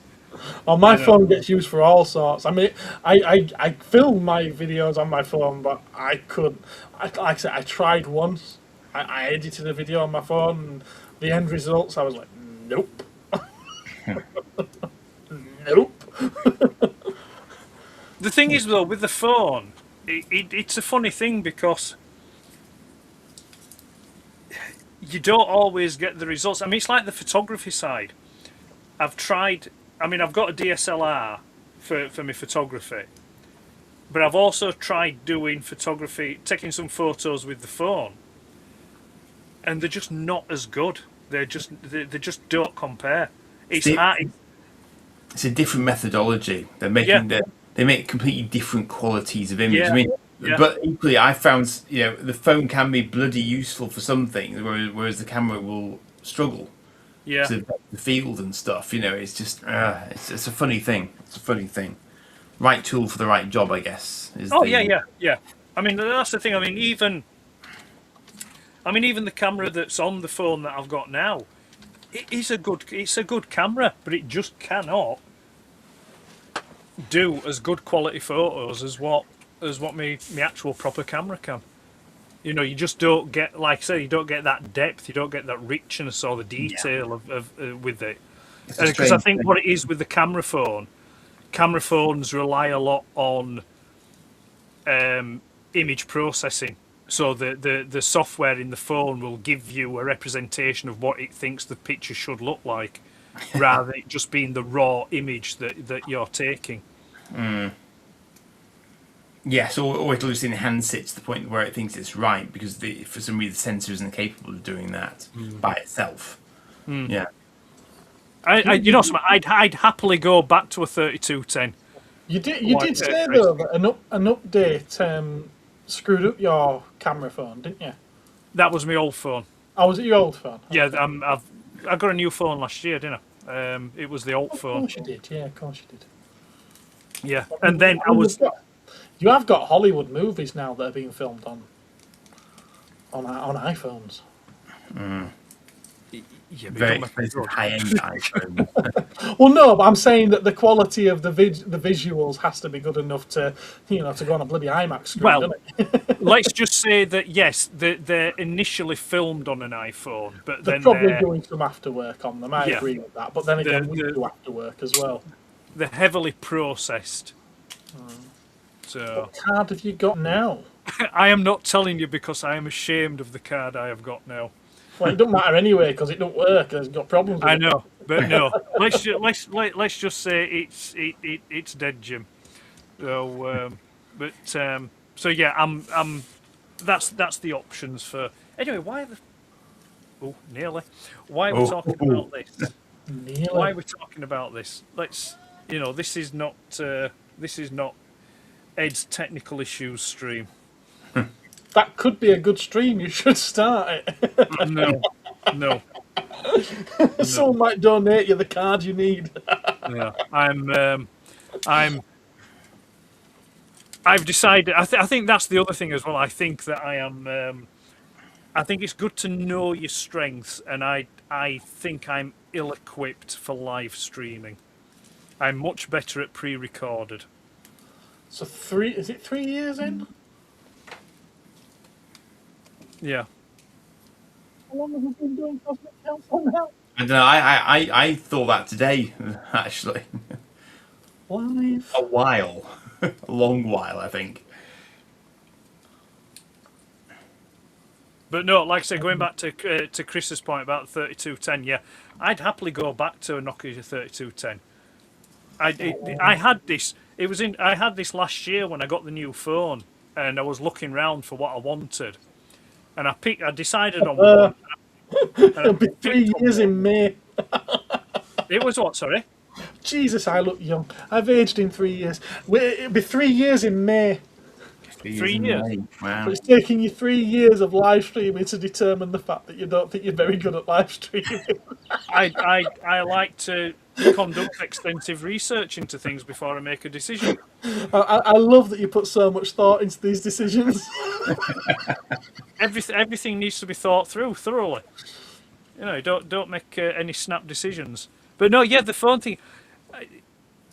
Yeah, it took me ages to decide what phone I wanted, and then you have the usual phone calls and conversations with people, and it's like this, and you're just like, I just want to make phone calls with it. Yeah, fair enough. Fair enough. Mine gets used for bloody all sorts. I mean, I browse the internet on it. You know, it doesn't go. You know, but I would say a good. I know. I'd say a good 80% of the functionality of the phone that I've got goes unused. Yeah. Martin plays Snake on his. Yeah. I used to love playing Snake. Yeah, I'm back on the BBC. God. Jesus, I can't believe that's been 11 years, Ben. That seems. I can't believe that. Jesus. Well, I mean, it's 20. Is it 26 or 27 years I've known you? Is it that long? Yeah. I keep saying it's been like 20 years, but no, it probably will be. Yeah. It would either 99 or 2000. Or was it? No, hang on a minute. Was it? I think it was in the run up to episode 2, you know. So that'll be 24 year then. Because I remember you getting the sneak preview Clone Trooper and Jango Fett off me. Did I? Yeah, and it was prior to that you got a Ultra Magnus from me, but I think it was only sort of like a month or two before that. So the sneak preview would have probably been the year before. So 2002, 2001. So yeah, it'd been about 2000 maybe. 2000, 2001. Right. That's about 26 Scary, 25. isn't it? Far too long.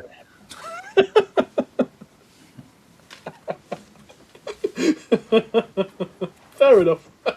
Let's agree to not make it 30 years. Oh. He's so insulting tonight, hasn't he? So insulting. But no swearing. No swearing. No swearing. Oh, fuck him.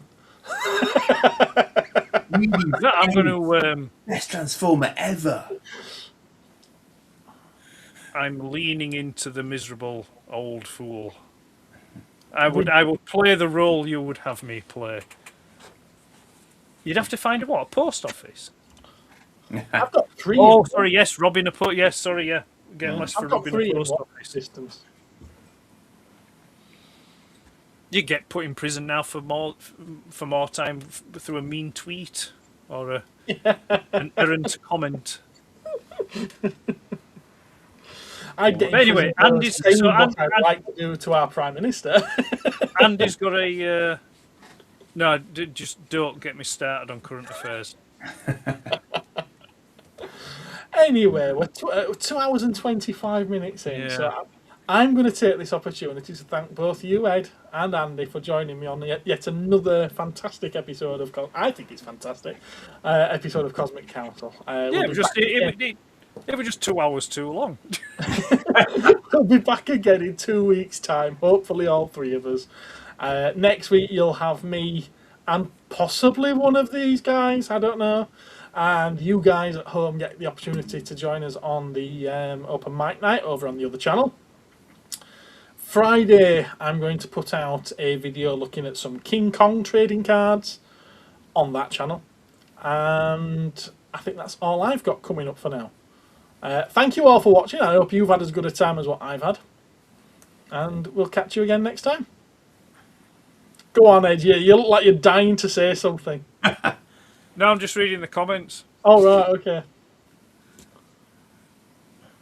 okay. We have plenty. What, post office? It's been a brilliant council. Thank you. Thank you, Chris. Thank you, Steve. This was painful to watch. Well, fuck you as well, then. Cheers. Thanks, lads. See you all next time. Good night and take care. Nice one, guys. Yeah, I think that's good enough to go out on. Good night, everyone.